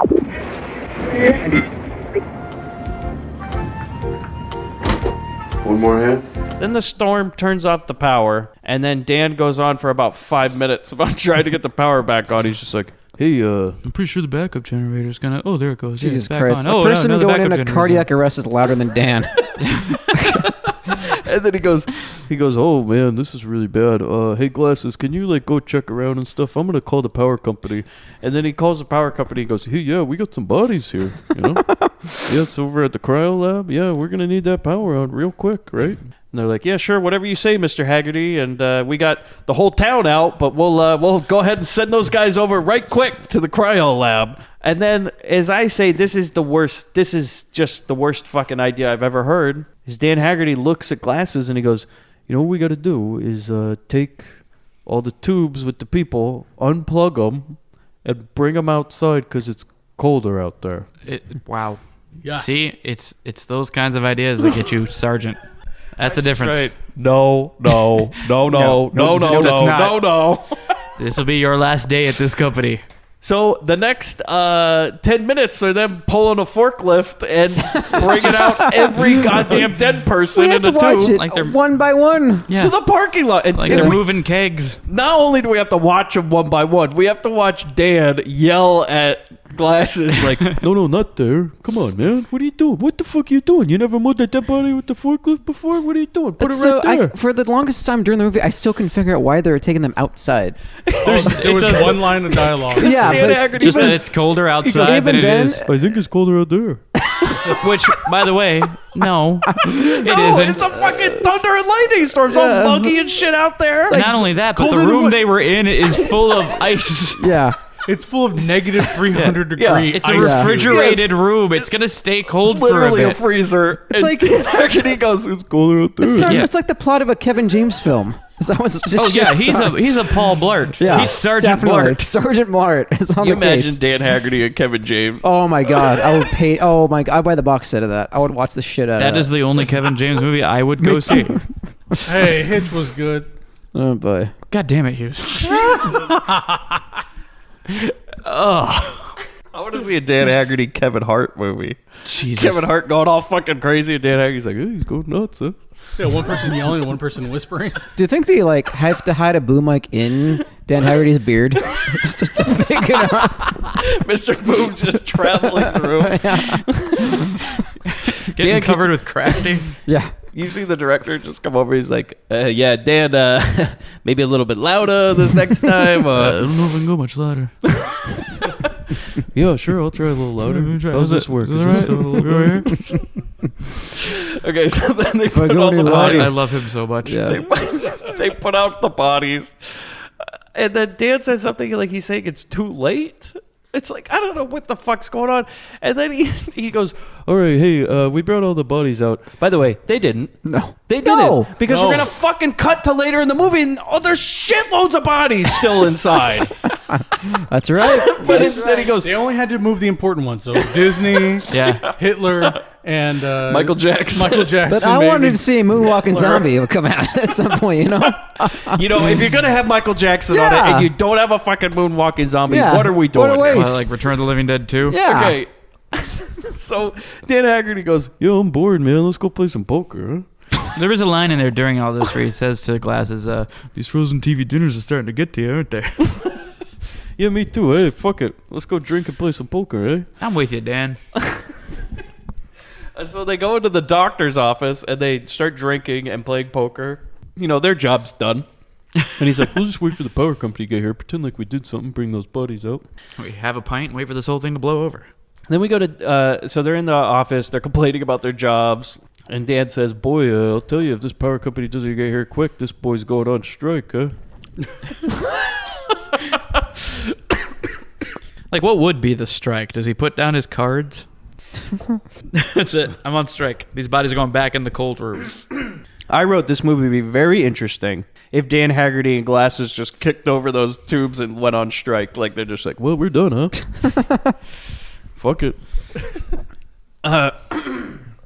Getting emotional about this? This is when the lightning strikes the containers and zombies come out. We have to watch each and every single one get struck and open up. And they all look Everyone the gets same. a character introduction shot. Okay. But they're all like silver jumpsuits and Party City rubber masks. Okay, and now here, so this makes... It's like an Eddie Iron Maiden mask. Yeah. But they did like the wrestler thing where they get them wet, Oh, yeah. Just spray them down. Yeah, they all come out looking all wet. But by the way, I just want to take a moment because we're watching these zombies that were brought to life by lightning and running around in their spacesuits. That the prologue said this shit can happen. Yeah, it said the story is true. Also, so apparently it happens with no organs in the body. That just basically a skin husk can come to life. An empty body when struck by lightning.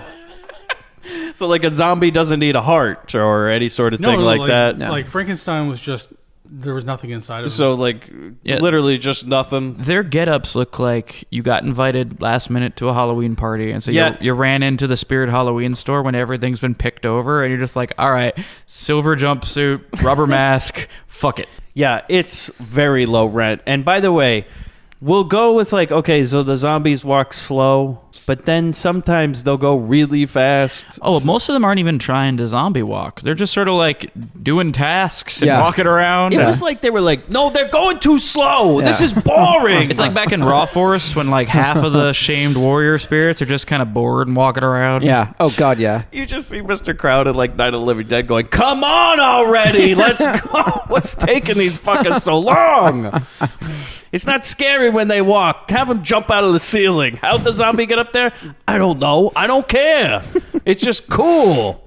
It's like they give up immediately on them being slow walking zombies, walkers. Yeah, and then all of a sudden they're fucking playing jokes on people. They're hiding in the ceiling. High-fiving each other.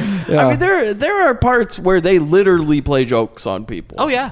And so we go back to the office. A zombie comes through a window. Okay, he comes to the window. First, a zombie appears in a window for a second, and Glasses freaks out about it. He sees it like it's full on, like a full body. He turns and there is a zombie in the window. There's no question about whether he saw something or not because it was there for a good full person. Yeah. But Dan says, it's probably just some trick-or-treaters anyway. Like, trick-or-treaters at a cryogenics facility at night in a thunderstorm? He's not getting up. Don't worry about it. He's taking his money. But then Glasses says literally the stupidest response that is he goes, it must have been a branch falling. And I write, really? Really? Must have been a branch in the shape of a grown man. With a hand on the window. Like he's physically touching the window and you're looking at it. All those trees in the parking lot, So then a zombie breaks a window. Okay, the dog runs after it. And then Dan finally stands up so they can go check it out. And him and Glasses walk over to a locker, and I don't really know what they find. Like a fake barf? I thought they found a disintegrated dog. They believe that the dog is dead because they find like a little a puddle of something, but then there's fur. There's little bits of dog hair. It looks like somebody took fake barf from a joke store. Yeah. The rubber. Microwaved it and put some fur in it. And then put like part of a dog collar on the ground. And they find it, and they're like, "Oh boy, the dog's dead" or something. It's like, what? And then Okay, no, I'm sorry. The exact quote is, Dan says, something strange happened to Luke. And I write, you think? Yeah. And then Glasses decides, he's like, well, I'm quitting. And then a hand comes out of the freezer. Okay, here's the thing. So Dan Haggerty's standing, right, looking at Glasses, and then a hand comes behind them out of a freezer, and Glasses screams, and Dan's immediate thing is he shuts the door on the hand and severs it on the ground. Uh-huh. And I'm like, well, we don't know they're zombies. That could have just been a person. We don't know much about his character in this film, but those characters do look awfully dark. Dark lighting. Well, that's what he did. He sees a dark hand coming. Yeah. He goes, "Ah!" Yeah, I don't think so. Looters in the thunderstorm. Because that's where I want to loot, is a cryogenic lab. And then immediately after that, Glasses starts throwing up all over the place. And then zombies lift the door like it's the Thriller music video. Like, basically, they lift the door, there's smoke behind them, and it's like, da-da, da-da, and they walk in. They walk into the cryo lab, all wearing those tinfoil outfits and those bad Halloween masks, all wet, like they're about to wrestle a match. Like, these guys look like they're opening for Slipknot. Yes. They do. And not even at, like, the Forum or anything. Like, one of those, like, shitty B shows that they do. It's like Slipknot cover band on Halloween. Yeah, exactly. They're opening for Slipknot in '96. Oh, yeah. Back in Iowa. So Data Glasses, quote, shoot them with some of the worst shooting effects I've ever seen, which is just like little spots of light they drew on the VHS or something. They might as well have been yelling bang every time they fired. Yeah, and then they show the zombies like they're getting shot, but they couldn't afford squibs because there is literally not even a reaction, like just nothing. They just, yeah. I don't think those actors knew they were getting shot at. So Glasses and Dan run into their office. They've run out of bullets. They do the classic like Superman moment where like they run out of bullets, so they start throwing things like their flashlights. Yeah. And so they go back to the office. Yeah, Dan says, we've run out of bullets. And then Glasses hides in a corner. Zombie breaks through the door. He fights Dan. Oh, no, the zombie doesn't break through the door. He just opens it. Like, he's straight up just a dude in the zombie costume just turned a doorknob and walked in. What is it with people in keys in this movie? Like, hey, keys don't work. Lock a fucking door? So the Glasses hits the zombie. Glasses hits zombie with an axe. And then the zombie picks him up, throws him through the window in a beautiful slow motion shot. Mark gets defenestrated. That's right. Then the zombies crowd around him. And you think it's going to become Day of the Dead. You know, we're going to see a man pulled apart. He's going to be yelling, Joe got him. But no, we cut to like minutes later, and Dan just gets up from the ground. Like, so apparently they didn't want him. No. They wanted the Glasses guy. And then he just looks out the window. When he got low to the ground, they thought he was a bear. He looks out the window, and he sees Glasses all like ripped up and everything, and he's just like... His reaction is so good. He's like, oh my God. Oh, little buddy. He says, oh, little buddy, like Skipper is Morning Gilligan. Yeah. But he raises his voice once and he goes, I'll get you bastard. Oh, this is his con moment. Yeah. To the heavens. So Linda and the business guy, okay. We're now back to them now. Is one of my favorite scenes in this entire movie because we get my favorite character who comes back. The date went well. The pizza was good. It wasn't the highlight, but it was good. They hug at the door, say goodnight. You've had pizza with Linda Blair? And the drunk returns. Yep. So please tell me this is how the date ended, Chris. The date ended with you and a girl in front of a door, and the door opens and a strange man, inebriated, goes, oh, out again, I see. No, and then at a restaurant called Alcatraz, I'm like, oh, God, dodged that bullet. Oh, that's the time we walked past it, and I said, I've never eaten there. How was the food? And you go, trust me, the food was the highlight. Oh, yeah. So they hug at the door, right? Date went well. Yeah. Pizza was good. It was good pizza. And then he's like, yeah, it's great. Wait till the penis. Did you like that part where I put my penis through the pizza box and you opened it? Yeah, it was really funny. You know why I put a lot of pineapple on that pizza? Extra sausage. I knew it tasted delightful. I like the white sauce. So my favorite character, the drunk, he returns. While they're standing in front, they also, by the way, hug in front of the door. So it's not that innocent. Because Linda's like, it's a client. And it's like, well, one of those not at all innocent hugs. Yeah, he did open the door mid-hug while he's like embracing his girlfriend. And the drunk, my God. So this guy is like your perfect movie drunk. He's got a glass full of something, right? And he's trying real hard to sway around, and he's like, you got to overact to be a drunk. Yeah. He's swaying around, and he goes, well, what's the story this time? So obviously Linda's been taking home clients every now and then, trying to, feel her way around, see what e-ticket she can get on. Close that deal, Yeah. I started to get curious whose side we're supposed to be on here. Like, maybe that's why he's drinking all the time. Well, yeah, because then she responds, she goes, well, some people have to work for a living. Like, what? Thank you so much for the ride home. Well, what's the story this time, mate? Some people have to work for a living. I'm not stupid, you know. Who's this? Don't tell me. Your long-lost uncle or something. Steve, Well, please. come on in. Don't be shy. I'm sorry, I apologize. Shit, apologize. For what? This happens to be a client, Steve. Client? Give me a little credit, why don't you? You know what's going on here. Then he goes on an Oscar-winning drunk performance, and Linda gets all upset, and she's like, he's a client. And then the phone rings inside. Linda runs in, and it's Dan letting her know about the lab. Okay? No power at the lab. So he Linda. calls Linda to solve the problem? Makes sense. Hey, Linda, you want to come down here? There's zombies. The new guy got eaten by zombies. Linda's, there's only one person screaming on this phone call. Linda's like, what? The power's out! But in actuality, it's like, yeah, I think the power's out. Stuff. Lost the security guard. Yeah, it's probably just trick-or-treaters. It's a real sad night. People are eating people over here. I don't Can't find get a it. dog either. It's a rare night. Real rare. And to top it all off, I can't find the dog. And so she's like, hey, business guy, can you drive me down there? And she looks at the drunk. She goes, I want you back. I want you out when I'm back here. And it's like, okay. Apparently this was the last straw. Yeah. This moment. Okay, so it was night, right? It was like pitch black, middle of the night, right? Yeah. Why do we randomly cut to a dusk shot of Kansas City? Why not? It's like we just needed to now establish where the fuck we are in the world, because all of a sudden we just see like shots of a skyline. It's a palate cleanser.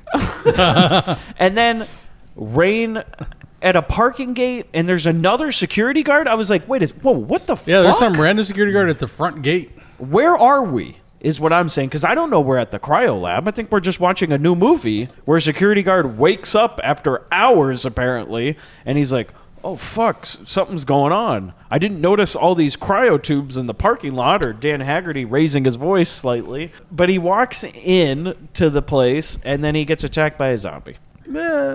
So we just needed one more. But don't worry, guys, because Cannon and Fodder from the power company arrive.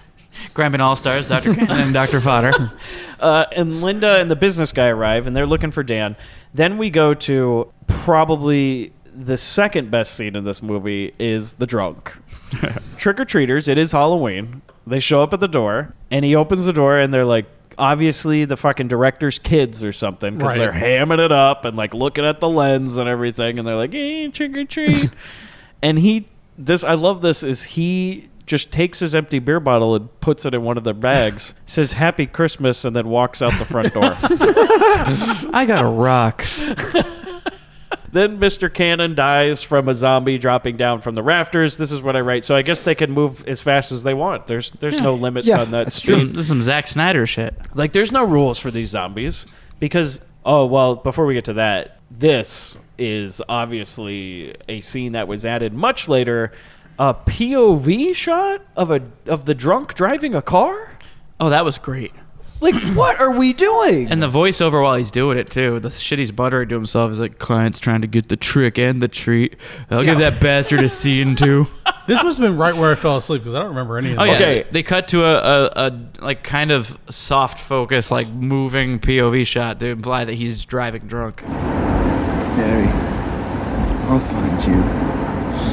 That old puss gut is gonna get his. My girlfriend leaves me on Halloween, bitch. her so-called clients trying to get the trick and the treat. When I get to the crying egg lab, I'm gonna give that bastard a real good seeing to. I write, beyond this being one of the most amazing scenes I've ever seen placed into a movie that doesn't belong there, this was clearly shot after the movie with the director and like an assistant in the back seat, and he's like, all right, I'm going to drive, and then just film me driving the car, and then later we'll just add voiceover so I sound like that drunk, and we'll explain why he's driving to the place. But yeah, he's driving to the cryo. So he's going to drive to the cryo lab. Yeah. Not to spoil anything, there's going to be a lot more people that just randomly show up to the cryo lab. We don't explain why they drove there. Like, we knew the guy was going there. Why did we need this scene? Yeah, everybody shows up at this place. So the electric guy, okay, so Mr. Fodder, he is working on something, and then we get like a zombie playing a joke on him. Like the zombie's like touching his shoulder, and he's like swatting it away like it's a fly or something, and he's like flicking his ear. He's flirting with him. Yeah, it's like, what the fuck? And he should have been like, it doesn't work for me. He turns around, and then he's like, oh, hey, kid, trick-or-treating over here?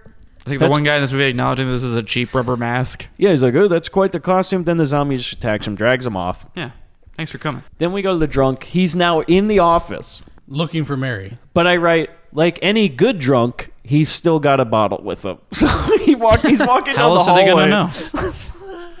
They should have had the scene where he stopped for road beers, you know? He's from the Lloyd School of Acting. Those drive-through liquor stores? Yeah. We have a POV shot, like New York Ripper, of him walking around a fucking liquor store. Going up to the clerk, they're like, I think you've had enough. Fuck you! That'd be $10. So he's wandering the halls, drinking, looking for Linda, yelling, like, Linda! Then, so like Linda, okay, they all meet. Linda and the business guy, they all meet in a bunch of cryo tubes, and that's when I write, wait a second, didn't they bring all the cryo tubes outside? Why is there a room fucking full of them? They missed a spot. This is what I said to Dad, just get lazy and say whatever. Yes. Then this all ends with the business guy punching out the drunk because nobody can stand to hear him talk anymore. It is the softest knockout punch. Both the audio and the movement. It's just not... Mr. Burns level. So Linda and the business guy, they're looking for Dad. They find a bunch of harvested organs. So this is the thing. So they walk into an office with like organs kind of like, I guess, mushed or something. Like they're all fucked up. Yeah, they were smashed or something. Something happened to them. It's just it's one of the dioramas from a haunted hayride. You get there and like, oh, something's been here. But then Linda like turns to him. She's like, oh no, it's okay. The doctor told me they're animal parts or something. We collect animal parts. And then all of a sudden she goes, wait a second. No, they're not. They're people parts. Yeah. And then like, his response is, all right, Mary, you lost me. Yeah. He's like, wait a minute. But this is great, is all of a sudden, Dr. Miller just shows up. He just like kind of like pivots on the door hinge and rotates into the scene. Yeah. Holding like a scalpel or something. And he goes, you like what you see? What the fuck? And they're like, wait, why are you here? You just showed up all of a sudden? He slinks in there like he's about to launch into a musical number. And then he goes into some fucking moral diatribe where he's like, this man's a businessman. You're a capitalist. You know what I'm talking about, right? Making a quick buck.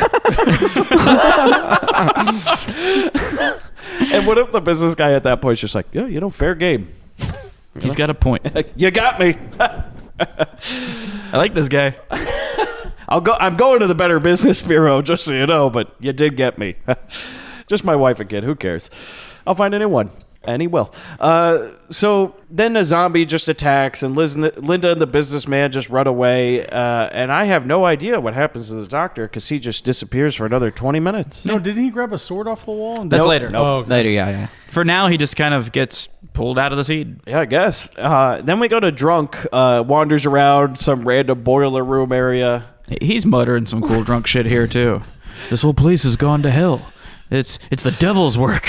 Yeah, I wrote it down. We're all in hell. Devil's work. We're all going to hell. We're all going to hell. We're going to hell tonight. But so he's like wandering around where there's like all these like steam pipes and like random tubes and wheels and all this stuff. He thinks he's in a Freddy movie. Yeah, I was it's like, where the fuck is he? I have expected like Mankind to pop.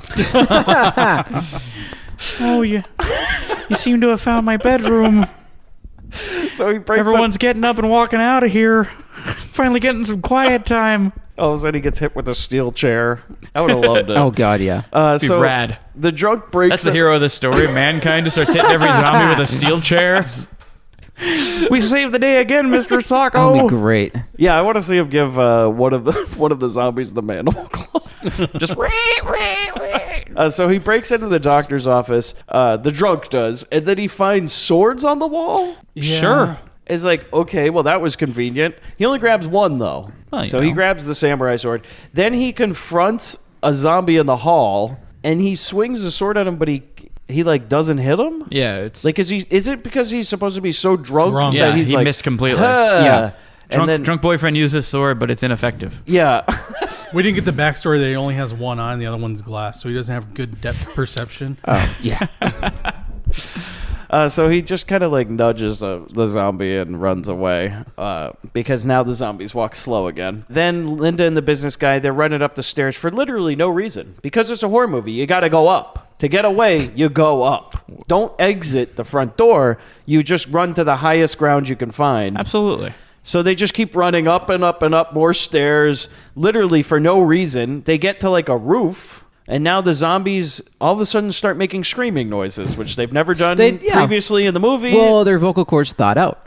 That's a valid point, man. There you go. This is that's how they're getting faster. Everything's kind of loosening up and The warming. ligaments are kind of stretching out. We're going to have all to right. do something because these zombies ain't scary. Can somebody do some whoop sounds or something? Like, get Whoops. it going? My kid wants to do some noises for this movie. Perfect. That's great, Johnny. So then the doctor breaks in the office. He takes all these files, grabs the other sword. And I'm hoping for some Highlander shit now. We got two guys running around with Right? swords. I'm like, this can only go well. Well, the doctor uses his. He does. We get a sweet decapitation. Yeah, it is. It is probably the best thing of this movie when he decapitates that zombie with no blood. Well, it's Which I frozen. guess they take out all the blood. They take out all the blood. They take out all the organs. Yeah. Yet somehow the zombie lives. Yeah. So then the zombie The walks. devil works in mysterious ways, Mike. Zombie walks downstairs. At this point, by the way, we discovered that the name for these zombies is cryonoids. Oh yeah, somebody Yeah. says that at Just some out of point. nowhere, we start calling them all cryonoids. Yeah. I think Dan says it. Okay, so And I'm like, wait, whoa. You can't suddenly be like cryonoids, this made up word we have. yeah, cryonoids. You like that? I made that up. It looks like cryonoids are going around eating everybody. I was like, what? He's like had to clear it with everybody. He's like, Linda, just so you know, before you run, I'm thinking we can start calling them cryonoids. What do you think? Okay, good. All right, great. So we're all in agreement. Everybody, if you don't call them zombies because we'll find out soon they're not really zombies. Yeah, so. I mean, we gotta call them something new. They're their own thing. You know, Blue we gotta- ballers. I narrowed it down. I got Blue ballers. I got the frost tips. That's one of the ones we were gonna go with. They all picked names out of a hat. It turns into like some weird Cards Against Humanity game, and like who can come up with the most apropos name. So then we cut to so we have a shot of a zombie walking down the stairs. Then we cut to the headless zombie kind of like wandering or like walking around like a joke. And all of a sudden so hold on. Nothing in this movie has been comedic up until this point. Now we're just going to start dabbling in comedy? I don't know. I've been laughing. Yeah, man, it's been you were laughing throughout the whole movie. Yeah, I know, but it takes itself seriously and then it's like and just watching the zombie without a head try to walk. Then we go to Linda and the business guy. They've stranded themselves on the top of the warehouse because they're in a horror movie and there's nowhere to go but up. So they're just like, well, we got to the top. Isn't this the last level? What do we do? Gotta fight the boss. And then Dan shows up with... and I write, well, the voice of Dan.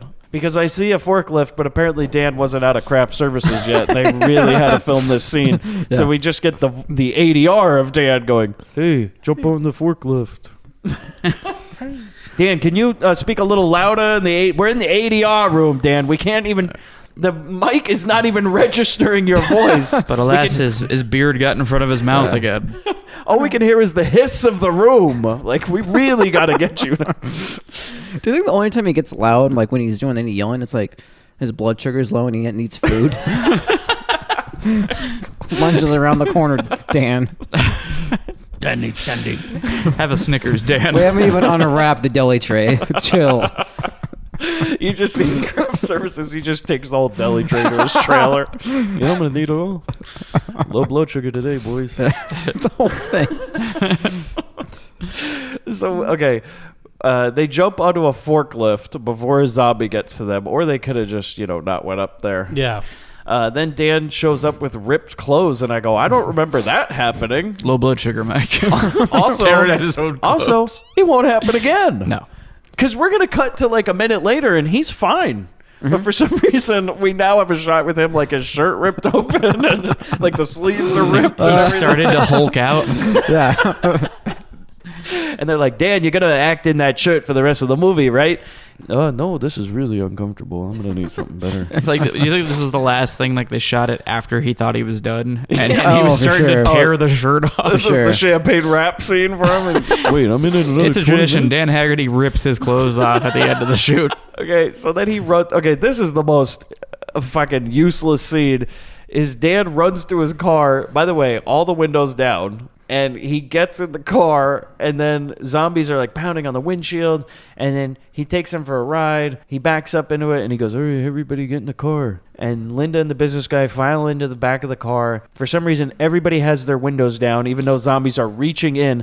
And this is my favorite part: is there's actually somebody who says in an ADR line, "Linda, roll up your window." Yeah. And then Dan, is from what I can see, just runs into a pile of cardboard boxes and gives up. Yeah, nice work, Dan. He was like, well, that Buick wasn't indestructible. You hit that cardboard. Let's file out, everybody. And that whole scene made no sense. Nope. We just should have gone with a Volvo. Okay, now I'm pretty sure. Oh, little Patreon joke. Yep. Now I'm pretty sure that's the last you'll ever see of Linda in this movie because she is gone. Yeah, I don't think we have... No, she's still there. No, the back of her will show up. Well, I think we have her near the... No, that's still photos. In No, the I think we have her in the front for the generator. Yeah. Oh, We you're get a right. little bit you're more, right. We but get a little more it's Linda shot out of order. FaceTime. We definitely have some time without her. Because what happens is, okay, by the way, while they're running away from people, somebody yells, "Call the cops." And I write, why didn't you do that in the fucking first place? Like when your friend died 20 minutes ago. Dan called Mary instead of like, hey, like we lost the guard. He's dead. Someone murdered my coworker. Linda, could you come here and call the cops maybe? I don't know what to do. What's the number again? Can you get down here first so we can get our story straight for the police and then we'll call? Yeah, I didn't kill him. We know that, right? You got any more of that? Trick-or-treaters came. You got any more of that pizza? Also, I know this job didn't do background checks because I got to get out of here. I got priors. I can't be calling the cops. So they run into the building again. Instead of running away or to the rich They're man's already limo, out of the facility. The fucking limo in the parking lot. They go, let's go back in. So they run in and then they kind of like fight zombies. Yeah, but then didn't they have like a line about why they're zombies? Okay, because all of a sudden, what was his name? Jerry? Yeah. Yes. Just shows up. Like all of a sudden, this guy, we haven't seen him in an hour. Company Inc. Jerry. He's here, and we just see a shot of him like creeping downstairs, and then Dan Haggerty grabs him by the shirt and throws him against the wall, and they find out that they're not really zombies because they apparently like lightning and the cryogenic liquid fused together and made them live. Sounds about right. Yeah. Yeah. Makes sense. This is the whole thing. And that, but I also write, so, okay, you can reanimate a corpse then. Like, if you maybe have kept those organs intact and just filled them with the cryo stuff and electric shock somebody, that'll bring them back. Would they just come back alive? Yeah, the benefit is you all look like John Travolta. And then he goes on, he blows the lid off. It says the doctor made him remove the organs for sale. And the business guy calls him a bastard. Bastard. Then the guy tries to... Okay, so Jerry tries to run away, and so does the camera, as I put, because somebody kicks the tripod, and they recover, but apparently Dan wasn't having a second take. Like, it was just like, this is the end of the night, 4 a.m., and we're done. The guy stops. Okay, so Jerry, before he leaves, because then he'll run off, you'll never see him again. Before he runs off, he goes, you got to refreeze them. Somehow refreeze them to reverse the process. Yeah. Sure. So maybe if Dan never brought him out in the parking lot, they would have... That's what they're saying. Is this kind of on you, Grizzly? It's 100% because then they wouldn't have been hit by lightning. Well, now we know why he didn't want to call the cops. He needed a patsy to pin it on, you know? And he has one, his coworker who is now dead. He's like, I didn't do any of that. I never got up from this chair. So, yeah, he could have been like, it was all his idea. He ran out of the room. I don't know what happened. I found him like this. Oh, he drugged me. Combing my beard all night. So Linda's alone now, and I go, how and why did she get separated from them? And this is when I started to figure it out. She wasn't there for that last scene. Yep. Like, she should have been with them in that scene where they learned all the information, but Linda wasn't on set. But it hit 8 o'clock and she took off. No, I think it hit 10 days and she was off this fucking movie. Like, she's like, nope, not showing up for the next one. She's got other great films to do. I gotta go shoot Repossessed. It ends like Saw. She just goes game over and shuts the door. And then Dan Haggerty cuts his foot off. So then we get so Jerry. Oh no, we do get Jerry. Like, he finds some severed limbs. This is so stupid. So he even knows they're zombies, and now he's walking around by himself, and he's looking at severed hands on the ground. He goes, "What the hell happened here?" You know what fucking happened, Jerry? Yeah, they're deserving what they get. And so then he meets up with the drunk, doesn't he? Yes, he meets up with the drunk. They fight they fight a zombie. The drunk's there. The drunk says they're a bunch of zombies, and the guy has to correct him. He goes, no, sorry, we're calling them crinoids now. They're frozen humans. They've come back from the dead. That's not a zombie guy, okay? And I was like, what's the fucking difference? Zombies attack. Wait, now, okay. This is when we get, like, Zombie King, or, like, in... a Romero movie, like the one slightly normal there's zombie. always the bub, there's the big daddy. So, did anybody else notice that this was supposed to be the son? Yeah. Yes. It doesn't really fucking look like him. Yeah, it did. It's the same actor. It looked almost like the doctor. And I was like, that makes sense. He's his son. No, Dr. Miller. Like, I thought for a second that Dr. Miller put on makeup and was going to pretend he's the king of the zombies now and just kind of walk around with them and go like, all right, everybody follow smart me. Move. They're gonna think I'm one of them. Well, that's why I called him King Zombie. I thought that Dr. Miller was like, well, I'm going to blend in, if you can't beat him. And so then zombies attack. They kill Jerry. They trigger some red light alarm. I guess they killed Jerry. All we see is him getting pulled down by hands. And It's the implication, and then he ends up with Jerry's weapon, which is great. So now we have a freezer burned undead bank robber with a samurai sword. You had my attention, but now you have my interest. Now all of a sudden Dan is like, okay, so now we just watch for 5 minutes as they try and fix like a machine that just says very cold. It's the very cold machine. It's a very cold machine. Yeah, and it's next to the Wayback Machine. Linda's like, the meter doesn't work. I don't know what this is. And then Dan's like, let's get a generator or something. Yeah, and like miraculously there's a generator and a cryogenics lab. And then we just watch Dan Haggerty like blow smoke. He's going full Scarface with a fire extinguisher. Yeah, come here. And he just like slow, like this is a very slow freezing. Yes. Like he just points it at one zombie for like 5 minutes and then it eventually stops. And then we cut to see all of them are somehow frozen. And the way that they freeze is great because it's just them holding still. And like they can't really, they're kind of fidgety. But then we learn as soon as the main characters leave that they aren't frozen at all. They just start moving again. So it didn't do anything. No. Like, so that whole refreeze thing, that was a bunch of fucking bullshit. It was worth a try. So then zombies, they run after the doctor. So Dr. Miller, he gets killed in like a stairwell. Yeah, they kind of slowly escort him down the stairwell. But like the drunk's been like crucified with a sword through a door. Yeah, he's done. Yeah, he's been pinned to a wall. There's a shot in this of Linda standing next to Mr. Davenport, and the way they're both dressed, this feels like it's a cheap porn parody of The X-Files. It does. Well, I think that Linda's gone now because from now on we're only going to like see the back of her and ADR of her saying things. Yeah. Zombie King shows up. That's when we learn it's the guy's son. Because he actually says, "That's my son."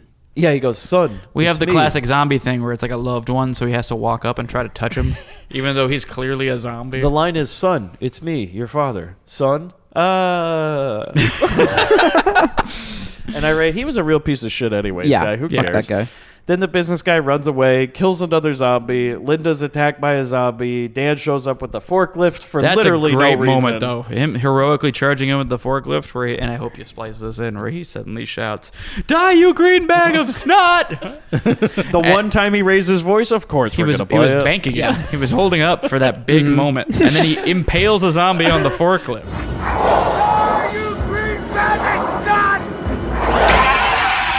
I feel like that was a 30 take scenario where they're just like, we'll get him to yell eventually if Oh, we you just big piss bag him of off snot. enough. Hey, big bag of snot. Dan, we're out of Oreos at craft services. What? You green bag of snot! We got it. Thank you.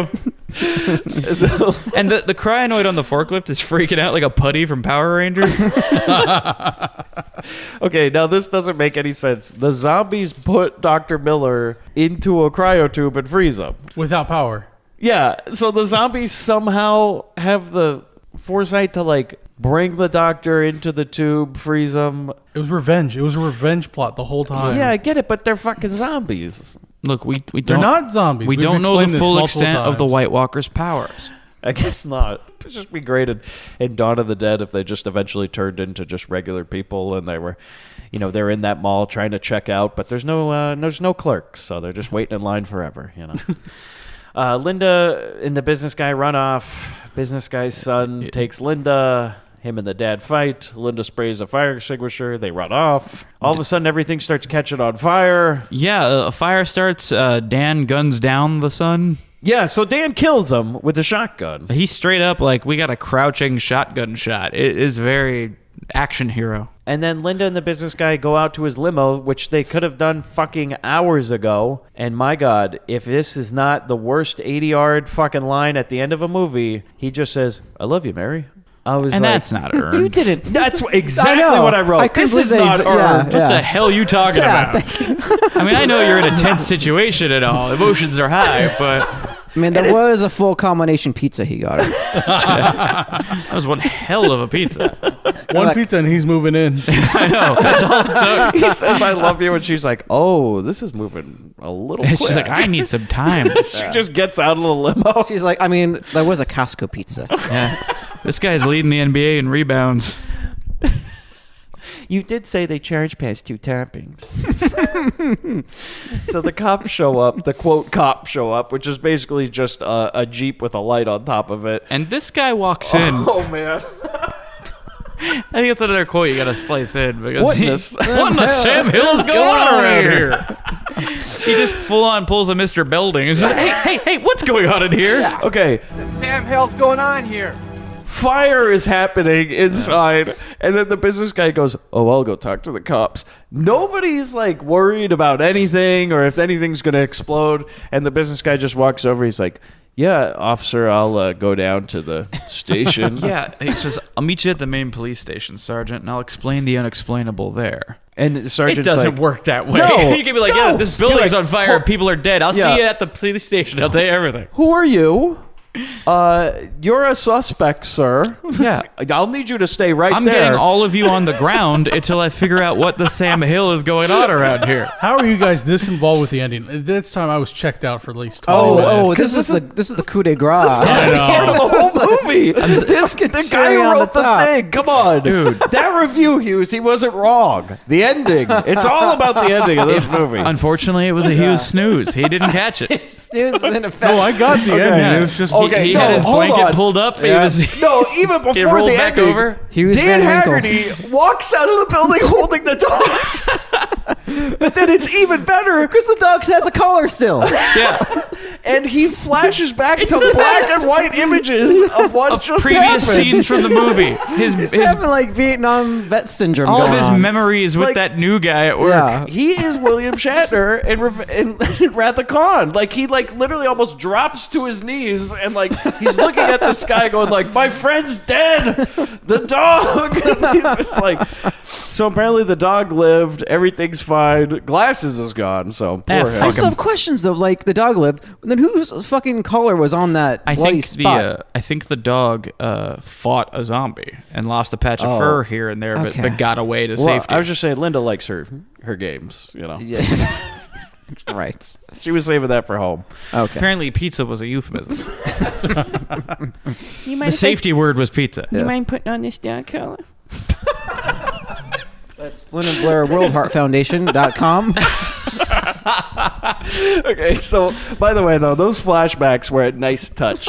That's definitely like, we gotta make people care. That legitimizes Okay? the film. Because that is when this became a real we movie. gotta show we care. At the end of the movie, we're gonna show Danzy's really cut up about that guy he just met tonight. You know, he's gonna think back on him, and he's got the dog. Everybody loves it when the dog lives. You know, this is like a great classic movie. People are gonna come out feeling great about themselves. You know, Getting choked up?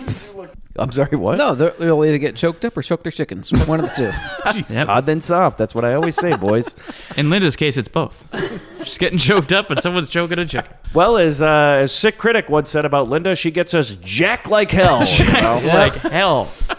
From a past Blair Vember. Oh, fuck. That is so going on a pin. Should I say jacked like hell? Yeah, Jack. That's what it says. It gets us jacked like hell. Okay. Jack like hell. That's our phrase for Linda from Sick Critic. Grindbin gets me jacked like hell. Blair Vember does. Blair Vember, yeah. After those amazing flashbacks of what just happened in the movie, we see the old twist. Oh man! So yeah, they're getting into the back of the limo. Everyone is safe and sound. We're gonna drive off together into the sunset. He tells George to go ahead and take off, and we pull up to the driver's seat. And George is a bright green zombie who pulls a Thriller and looks right at the camera and smiles. And nothing will happen from this because we know exactly what happened after this scene. Okay, that's what makes this movie even better. Holy fuck, we get Where Are They Nows. Yeah. Like, Turns out had the audacity to have Where Are They Now? Again, we gotta go. Let people go. Okay, you can put in your scene with the zombie driver. Very fun, kid.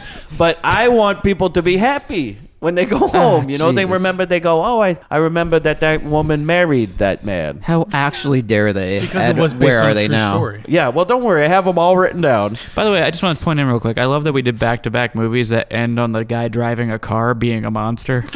Oh, that's and true. like turning him and like, "Grr!" Yeah. Doing the Thriller. So Linda, her character, married Joseph Sr. and gave birth to Joe Jr. They remade Joe Jr. A new Joe Jr. So in my notes earlier in this movie is like there is no consequences in this world, and in fact they kill Joe Jr. and make a new Joe Jr. Yeah, that's how it works. You just gotta make a new one. If the old one's busted, you get rid of it. We'll just start again. It was a bad egg. Then we get Vince, Dan Haggerty, retired to the mountains of Colorado with Luke the dog and his pet bear. Oh, we're getting so meta. Yeah. Yeah. Do you think Dan Haggerty was like, Oh. fuck you? That was when he raised his voice. He's sitting there in the premiere. All of a sudden they go, oh, is that one of the zombies? Oh, shit, it's Dan Haggerty. You green bag of snot. He walks in with a shotgun. We're going to turn this movie off right now. Joseph Sr. bought the cryo lab and turned it into a park. Wonderful news. Great. Like a scary park where you have to walk through it, Yeah. or like they tore everything down and made it into a pretty No, park. he turned into a park with a Halloween attraction. So what they do with all the rest of those bodies? They're like, yeah, burn it. Hey, you know? we know exactly what we do with the rest of them. They're still frozen. There you go. Somewhere else. No, it's you removed the freezing chambers, but you didn't move the bodies. You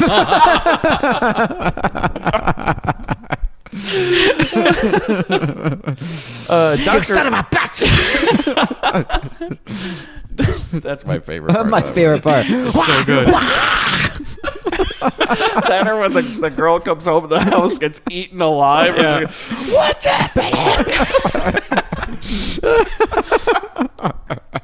It's like, woo, date night did not end well. Holy shit. So then Dr. Miller's body remains frozen for science at the University of California, Berkeley. Is that like a dig at Berkeley? Like, hey, fuck you, cucks. Like liberals keeping the frozen bodies, am I right? This one's for Milo. Where would they keep the bodies? Where do you think they keep the bodies? Berkeley. it said that some of the cryonoids have been seen in the sewer system of Kansas City. So I was like, we're starting to chud now. It's a chud nod. Was chud in Kansas City? I don't know. Maybe. I don't know. Like somebody just like, you know what was awesome? That chud movie. Did you guys see that? Yeah, let's just reference that at the end of our movie. So now it's a shared universe. This was a chud origin story. The director of Chuds goes up and goes, I don't appreciate this. No canon. Can't Fuck stop you, it. ours now. Shared universe. We share the royalties. I hear you making a chud too, Now but the chud. Now I'm just going to sit back and wait for those chud checks. Chud checks. And then Joe Jr. was never found. Oh, great. And then, by the way, this movie fucking has the audacity to dedicate it to people. Oh, where yeah, I'm like, 2 people. Fuck you. Not Like, one, but 2. by the way, they didn't die in 1989. They died like years before. Yeah, and I was like... This is like when Star Trek Into Darkness tried to do a 9/11 tribute at the end of it. Are you kidding me? It's like 13 years later, they're just like... Because what, a starship grazed a building? Now we got to put a 9/11 tribute in there? That's how you make it right. Everybody's telling us over, the starship grazed the buildings. We don't want to be insensitive. Maybe at the end of the movie, we show the towers and say Kirk would have saved them if he could. Waving flag in the background. It's like, have you ever seen the end of Volcano? No. The fucking best ending to any movie ever is the volcano goes off in LA, and there's just a rain of ash on everybody, and they're all covered, and there's a little kid, and they go, Daddy, they all look the same. And you look around and you pan to see that all the people, black, white, Asian, whoever it is, they all look exactly the same. And that's the fucking note that a disaster movie from Roland Emmerich ends on. We're all the fucking just amazing. So, snowflakes. Shit. Were those ashes snowflakes? You should see the producer. What's this shit? Comments. So, by the way, I wrote, so what, they just needed to shame some more people before the movie was done? They're like, you know what? Fuck these 2 people. I'm putting them in it. Pile of shit. I'm bummed we never got to find out what happened to George the limo driver. Yeah, like did they get Is to he where they still were the limo lying? driver? Yeah. He's Bud the Chud. I knew it. Walking around, cracking jokes, So, recommendations. Okay, I'd say watch the trailer and then just the last 5 minutes, and it's worth it. You got to watch that coffee scene. I mean, that scene. Come on, Chris. A box of cornflakes was sacrificed for nothing is what you're saying? Yeah. We can't look at that? This is what you watch like those sensitive training videos at work. Sensitivity training. This is like a sexual harassment video of like what not to do in the break room at the cryo lab. You're going to learn a lot of valuable lessons with this movie. If you suffer from insomnia and just Ambien and everything else doesn't work for you, put this movie on. It took about 20 minutes to get me to sleep. I enjoyed it more than I thought I would. Honestly, it's that first half is almost Samurai Cop level bad. Oh, it's beautiful. And that second half just gets insane with these stupid rubber creatures. It's my kind of bad movie. Bear in mind, I loved Spookies, so it's definitely of its ilk. I give it a recommend. Maybe kind of in the middle. Start halfway through it and watch it to the end. You can't, whatever you do, you cannot skip. I love the first part of this movie. Like, it's so, like, you got to watch that bank robbery. You got to watch all that shit. I think ultimately it's another one of those, look, if you're in the middle of something anyway, just put it on in the background. You can come and go. This is one where you skip through to see the good scenes. Because, man, some of these scenes are just classic. But definitely go out of your way to watch the trailer. The trailer is awesome. It's got all the best parts we talked about with a great voiceover guy. You've heard it in the episode earlier, And the Linda drunk scene. I mean, that... And the award goes to... Home again, huh, Linda? It was up against, Pia and Linda for that award. Oh, man. Unfortunately, it went to Pia. Pia and Linda together. The double threat, Yeah, I'd give it a very, very soft recommend in terms of just skim through it and watch the good parts. There's a lot of nothing. It's a real thumb in the middle. That second act's a real... It's about as fun as a thumb in the middle. You wonder why our listeners give us shit movies to review. It's because you fucking soft recommend this kind of shit. Well, it's so bad, it's good. You're just encouraging them, Mike. Yeah, we're going to get another lunch wagon here. Chris Mann's going to quit the show. I have several times already. One more tentacles and it's over. Just when you think you're out, we pull you right back in. Right. Got lost on the way to El Taco. Did you guys hear that sound? Oh, Bobby's raised his hand. I think I do. I think I may have heard it before you guys did. So, obviously, we're going to figure out how Bobby DeVito fit into all this. For those of you just joining us, yada yada yada, llama llama. So, having exhausted all their efforts at the time, they decided they were going to freeze themselves to come out later with a whole new batch of potential conquests. So when the lightning hit and all the chambers were opening, 2 of them opened, and a couple silver-wrapped zombies came out with visible erections and a frosted orange poof over one of them, looking for the next one to take down. So the Chilling 2, the new batch, like Gremlins? But before they could do anything, they were attacked by a dog. Obviously right to the dick. Of course. So it's on me, Bobby. It's on me. Mine's eerily similar to yours, where, except, they don't have a lot of money, as we know, so they actually crammed each other into one cryogenic chamber. Had to double up. They had to double up. Oh, my and God. after all the shenanigans that happened here, the cryo lab had to be shut down, so they had to thaw people out. People died, but these 2 thawed out, and they fell out onto the floor. They just kind of thawed out in their own way, like a Demolition Man style, like the fetal position. They get up, and they walk to the big warehouse that they keep all these cryogenic people's cars and belongings, and they pull a white sheet off, and there's the van, just clean, waiting. They get in, they start going on their road trip, but now there was a side effect from the cryogenic lab. They have a thirst for blood. Ooh. Oh, I thought you were going to say they share a penis or something. No, I think they could become killers. They're like George the driver. I'm going to take a different angle. They sneak into the cryo lab. Oh. And they go, Bobby, I hear there's a lot of broads here. Try to be frozen. This is close to mine. There's a bunch of meat popsicles, Bobby. There's these 2 guys watching. They aren't watching very hard, Bobby. They're playing poker. You said hard. Bobby, we're going to sneak in there. You don't even need a crowbar. We're going to give them a crowbar of our own, okay? So you take the other one. You you can't really see what they look like, but who needs to anyways? The hole's a hole, Bobby. So, like you always tell me, when the lights are off, it doesn't matter. Bobby, focus. So they go in and they pry him open, and they get into one of the women folk, and a Christmas Story event happens where they get stuck inside from the freezing cold. They go, Bobby, I'm stuck. I can't move. And so they pull his we're talking like one of those it looks like silly putty trying to stretch or they're trying to pull out, and so they stretch so far that it snaps them back inside and the door closes behind them and they're trapped. I was thinking maybe one of them would get loose and it's like a fucking fruit by the foot. DeVito, it's great. It's the Bobby. greatest thing that's ever happened. DeVito, it's like a Stretch Armstrong. So I'm thinking it's kind of along the lines of yours, Chris. But I think so we know they sell the organs. Yeah. Oh no. And everyththing's not really on the up and up over on this place. They sell all their services. There's a reason. Like I said, I wonder why they keep those bodies and keep appearances up. I'm sure they're hard selling to anybody who says, "Do you like studs over at Pizza Bars?" It goes, I got something you might be interested in. We take out the. DeVito's like, well, now let me ask you a question. You take out all those organs, but do you take out all those organs? You know what I mean? You only need 5 minutes. That's what Harvey told me.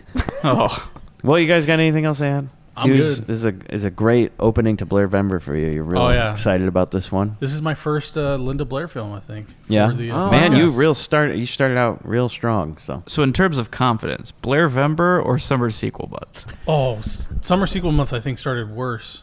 Oh, No. so okay, hold on. Where does I want to know where this ranks on the level of Hughes. This is slightly better than Surf 2. What? And okay, so is Surf 2 below House 2? Yes.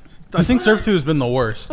So you would rather watch House 2 again than watch this movie again? Yes. Whoa. I don't think I could agree with that. I don't think I could say the same. I think I'd watch The Chilling again before I'd watch House 2. So what would be the in-betweens of this movie? How does it fall on? If the lowest of the low is Surf 2, where does this fall? just above it? Just above Surf 2. And then what's above this? House 2? And then House 2. I think was probably the ones that we hated the most. Or at least I hated the most. Where's Psychomania fall? Oh, forgot all about Psychomania. Do you need me to plug my ears? No. I know it hurts probably to talk about Psychomania, but it's in the same level as this movie. It's chilling. I fell asleep in both of them. I fell asleep in both of those movies. Bobby is getting legit angry over there. I know. You're dead to me, Hughes. I know. Dead to me. You're frozen to me. Well, anybody else have anything else to add? Don't forget special limited edition Blairvember pins. They are 1.75 inch, just like Bobby. Bobby from the van. Yeah. Take your, not taking shots. It's a real trip up over here. I ain't got no friends. Yep. Like I said, a limited edition, only available to those who purchase from our Patreon.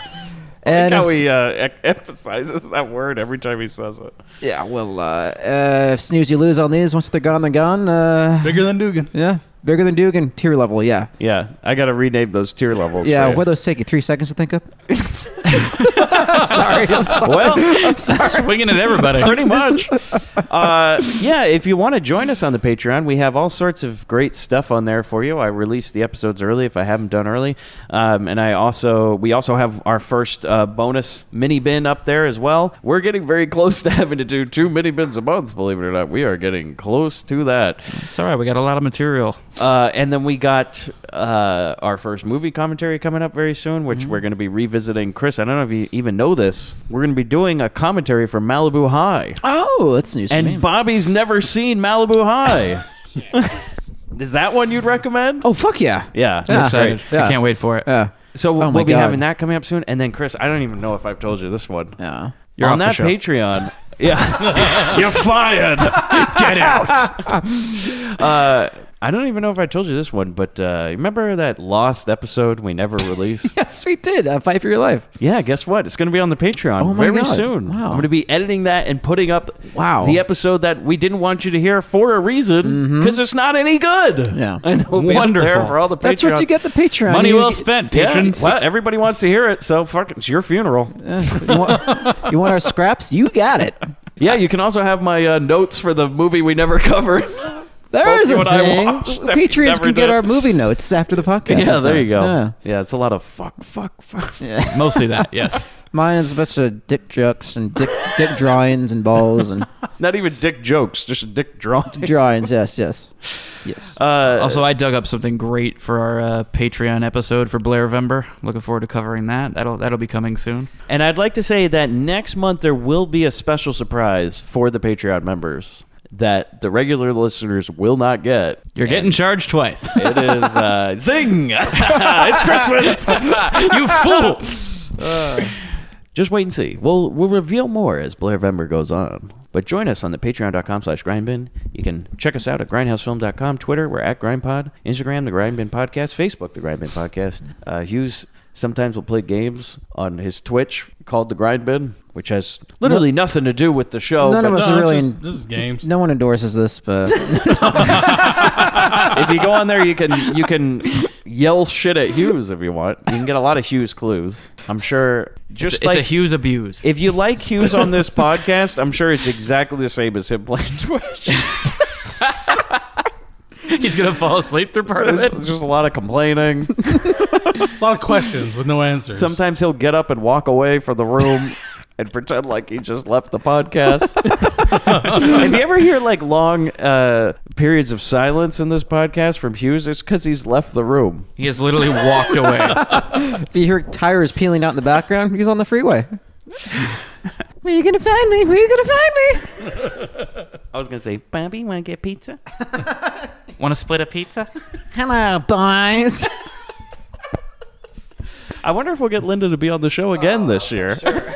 Oh, actually, I think that's a good chance. That's a good chance. Think we'll get another interview with her? I think she might. It's Linda, bitch. Hey, Bobby, I got the money. Yeah, I made the team. But you're a hooker. Get that goddamn thing out of your mouth. Spooky ain't got no real poetry. Hello, pizza man.